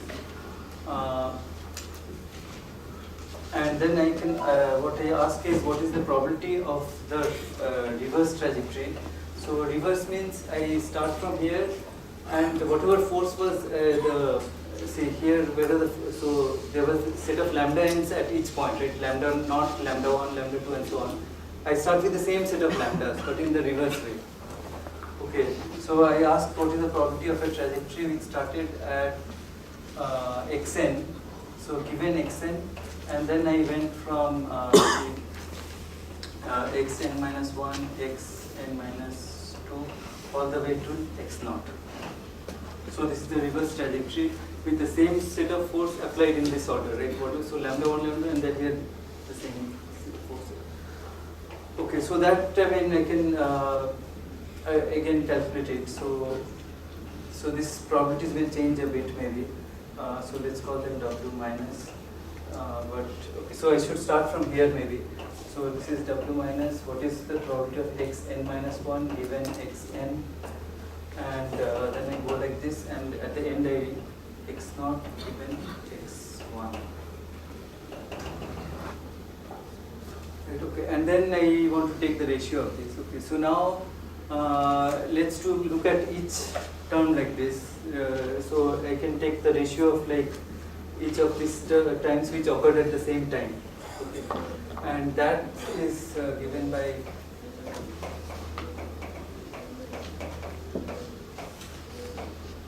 so this is the reverse, I'll just call it minus. Okay, so maybe first let's write the reverse. Sir, yeah. In this case, sir, why is it why are we taking everything to be discrete if the process is continuous? No, I say finally this is what is a well-defined process. I have to take dt going to 0 and all that. But I can do I can discretize and then take the limit delta t going to 0. So in that case we have written W which are transition rate and these are transition probabilities, right? Yeah. And on the left hand side we have the total probability. So wouldn't this W be multiplied with something else also in the end? Like normally we have this summation W multiplied by a probability. The total probability when we write the mass. Right, yeah. See, this is a probability density, right? And it's these are all continuous variables. These are all continuous variables. So if I integrate over all x1, xn, this will be 1. I mean, you can see in one step you can check like this is a well-defined distribution, right? If I integrate over dx plus n plus 1, it's 1. Okay, so now I want to take this ratio and okay, so this factor just goes and so I should just look at what is there in the top. So that is minus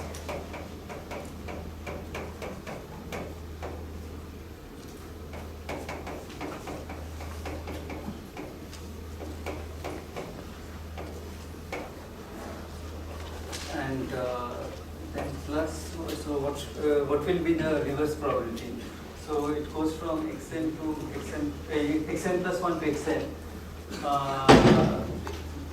But at that time the force was lambda n plus 1, right? So this should be okay. So xn minus xn plus 1 minus mu.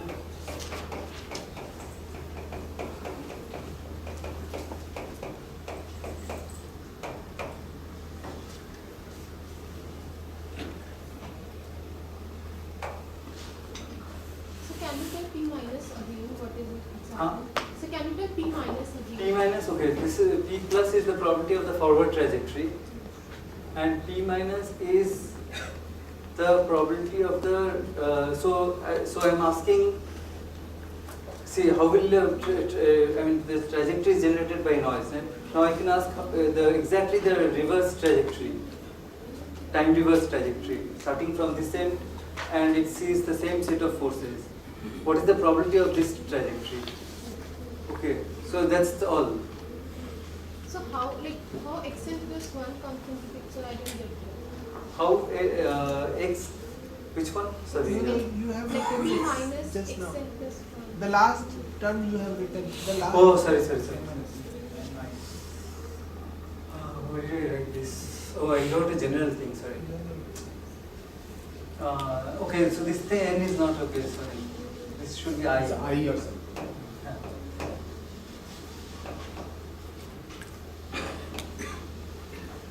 So n is the last term, so there is no n plus 1. Right? So this should be, I am just writing it for I.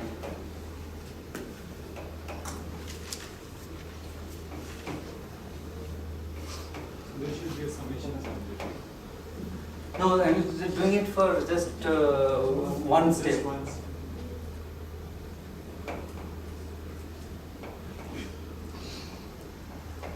So some step here I to I plus 1 and so this forward and reverse, right? Because in this ratio, when I take the ratio of this, I will get this by like this is what will appear, right, at every I. Yeah. So in the left hand side last step, P minus, in bracket you have written x. Oh, this one? Yeah. So this one, so it went from given x0, it went to x1, x2, x3 and ended at xn. Now I'm saying given xn, it goes to xn minus 1 and ends at x0. So now the endpoint fixed is xn. The same fixed endpoint. So here, like this force is time dependent, and we are doing this time reverse term. So Yeah.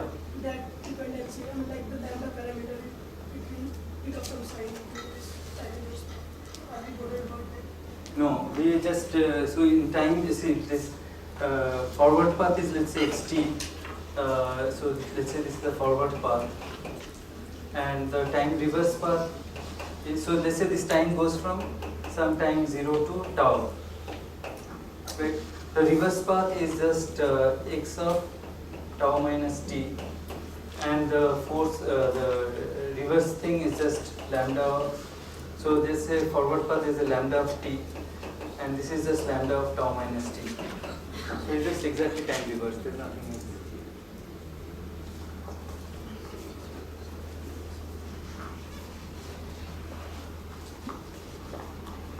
Okay, so now let's try to find this ratio.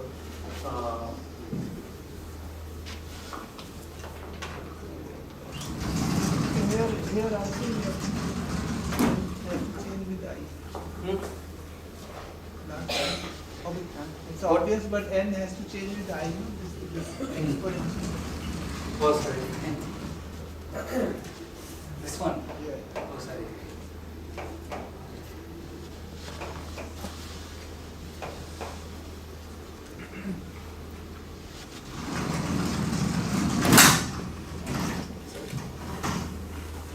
Here in particular case it may not be the thing, but if we have some velocity dependent force, then it will pick up the sign.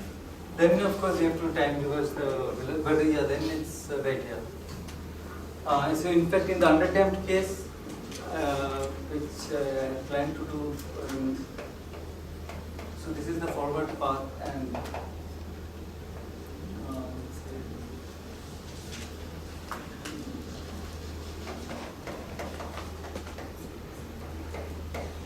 the reverse path is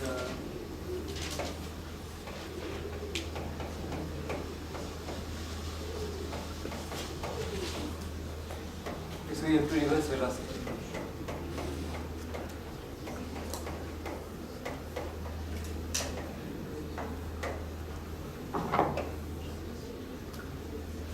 Okay, so now what we have is we have to we're trying to find this ratio W.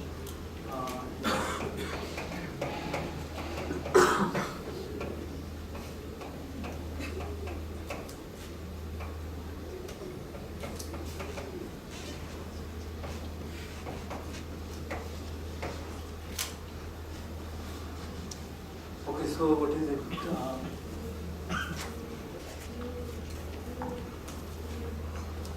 Okay, so there is a square which cancels, right? Xi plus 1 minus xi square, that just cancels. And what will be left with is no, one thing is, when you take minus sign common, so there will be, you have minus has to be in so let me write what it is. There's a 1 by, and there's a 1 by 4 degree. So there's a overall 1 by 4 degree. And then I have xi plus 1.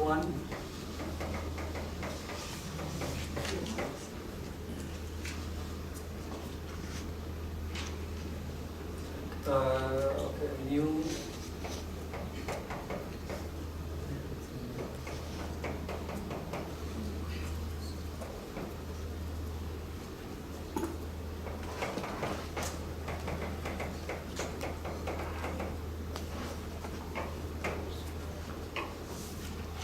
Is this okay? So there should be a minus sign between the two square terms, right?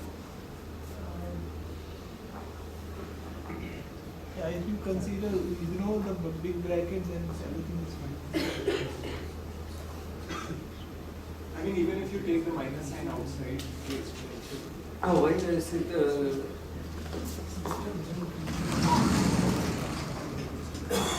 there's a so you ignore this bracket, big bracket. Right, yeah.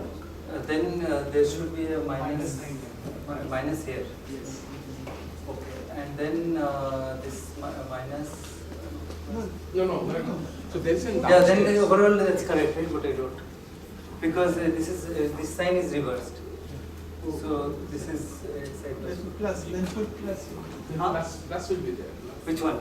That this one. Yes. This is in the lower. No, fine. Now fine. No, now it's still fine. Yeah.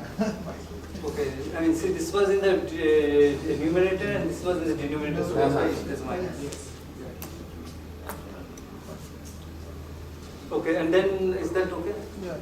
Everyone?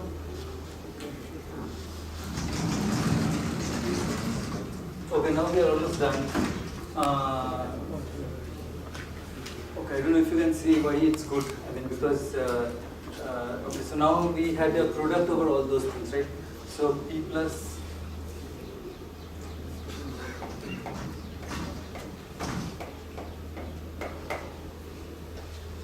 is equal to exponential into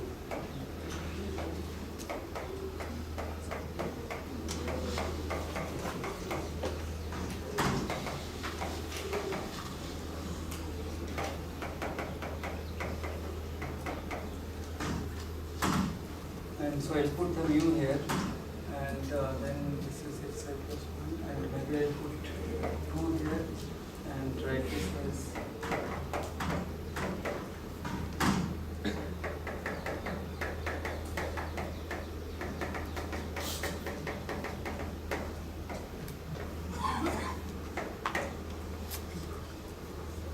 okay, now if you remember what is this object? Huh? No, partition function, there is no chance. I mean, see, this is like delta x, and this is like air. Okay, but what we had at some point we had interpreted this object for the overdamped equation. But we said that it was important that this is in the Stochastic notation. So, what was it? This was the heat, right? Minus of this was the heat absorbed. So what I don't know, that's gone now. But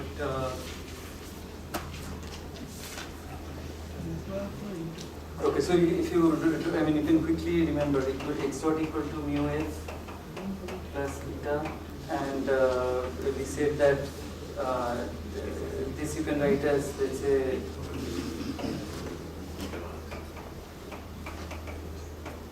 if you multiply by velocity, this is heat, so therefore that heat is equal to f dx, right? So minus mu f dx is the heat absorbed. Okay, so I think without the mu. Okay, so this is equal to Q, so minus Q. Okay, so this is minus Q is the heat absorbed by the system. Okay, so therefore now we have, okay, and this is sum over all I. Sorry, that you over here. So I equal to 0 to n. So this just becomes exponential of, now mu by d is basically 1 by 2 kBt. Right, because gamma d is kBt. So this is, now I can convert it into integral, and it becomes dt. So I missed something here. I missed a delta t, right? Because there is, so the delta t cancels. So this just becomes dt, and this is x dot.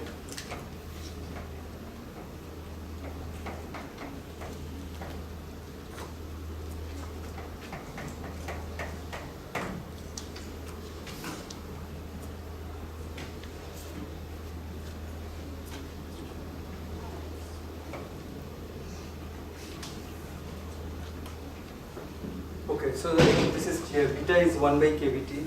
This is just the Satonovich definition of this integral. Okay, so let's say from 0 to some time tau. So what we have shown is p plus by p minus is equal to exponential of minus beta q. Okay, where minus q is the heat absorbed by the bath. Okay, so now so basically the system is evolving in some trajectory, going from x0 to xt or let's say x tau, and in this time it has absorbed minus q of heat and or given q amount of heat to the reservoir. So what is the change in entropy of the reservoir? Q by kBT, right? That's from the usual definition of entropy of a change in entropy of a reservoir. So this object is actually just the change in entropy of the heat reservoir. Okay, so this is so I'll call this change in entropy of the bath.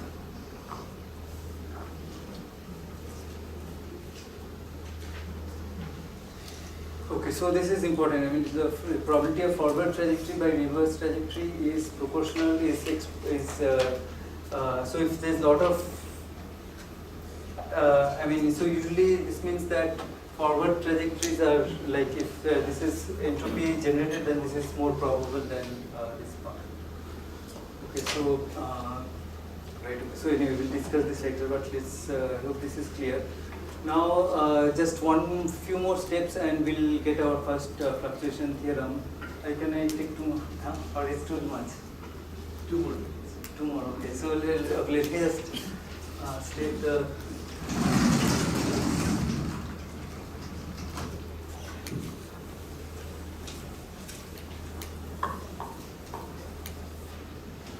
Okay, so this was the so the other thing I have to worry about is so it's a question of somewhat is definitions in some sense, but the way entropy, its change in entropy of a system is defined is of the total change in entropy in the universe is entropy of change of the path plus change in entropy of the system. So now how do you define entropy change in this microscopic system? And the idea that one typically says is that let's say this, I can associate a probability distribution. So associate probability distribution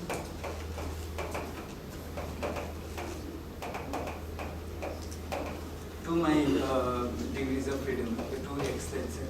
Okay, so let's call this P of x. So this could be the equilibrium distribution e to the power minus beta Vx by z or whatever, but there's some freedom in what I choose for this. So given this, I know I can define Gibbs entropy or Gibbs-Shannon entropy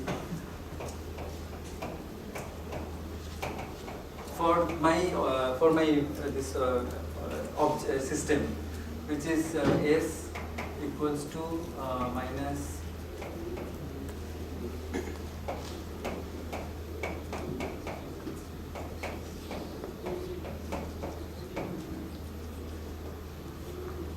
so this is the usual Gibbs entropy that I define.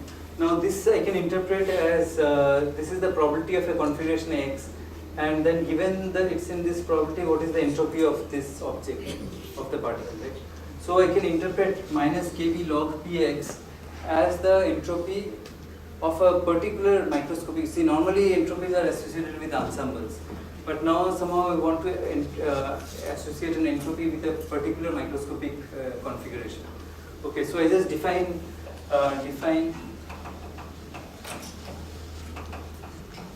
entropy of this configuration X as minus kb log p of x.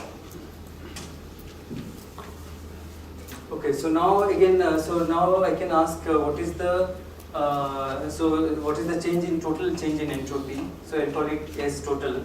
And this has 2 parts. One is because the system has gone from x0 to x1, there is change in this entropy, and then there is the entropy of the reservoir. Right.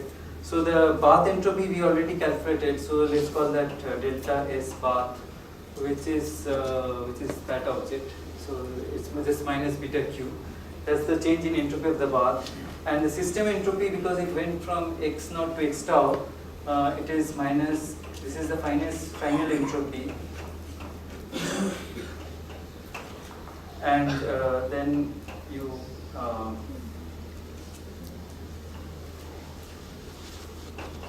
this is the initial entropy. So x naught. Right. So this is the full change in entropy of the system. So now what I'll show in the next class is that just like I worked out these path probabilities, if I ask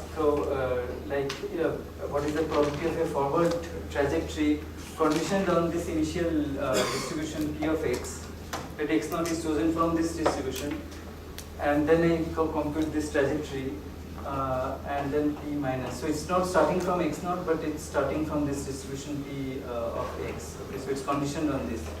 And similarly this. Then this ratio, what I'll show is that this is equal to e to the power delta st. Okay, so where this delta st is the entropy generated in the forward path. Okay, so so I find the probability of a forward trajectory given that it starts from x naught chosen from a distribution, and then I find the reverse trajectory and I take the ratios, and now I find that this is given by the exponential of delta st. And from this one immediate result is that if you take this side, so e to the power minus delta st p plus is equal to p minus. If you integrate over all trajectories, all possible x naught to xn, then what is this? This is just 1, right? And this is just the expectation of e to the power minus delta st. So you get that e to the power minus delta st.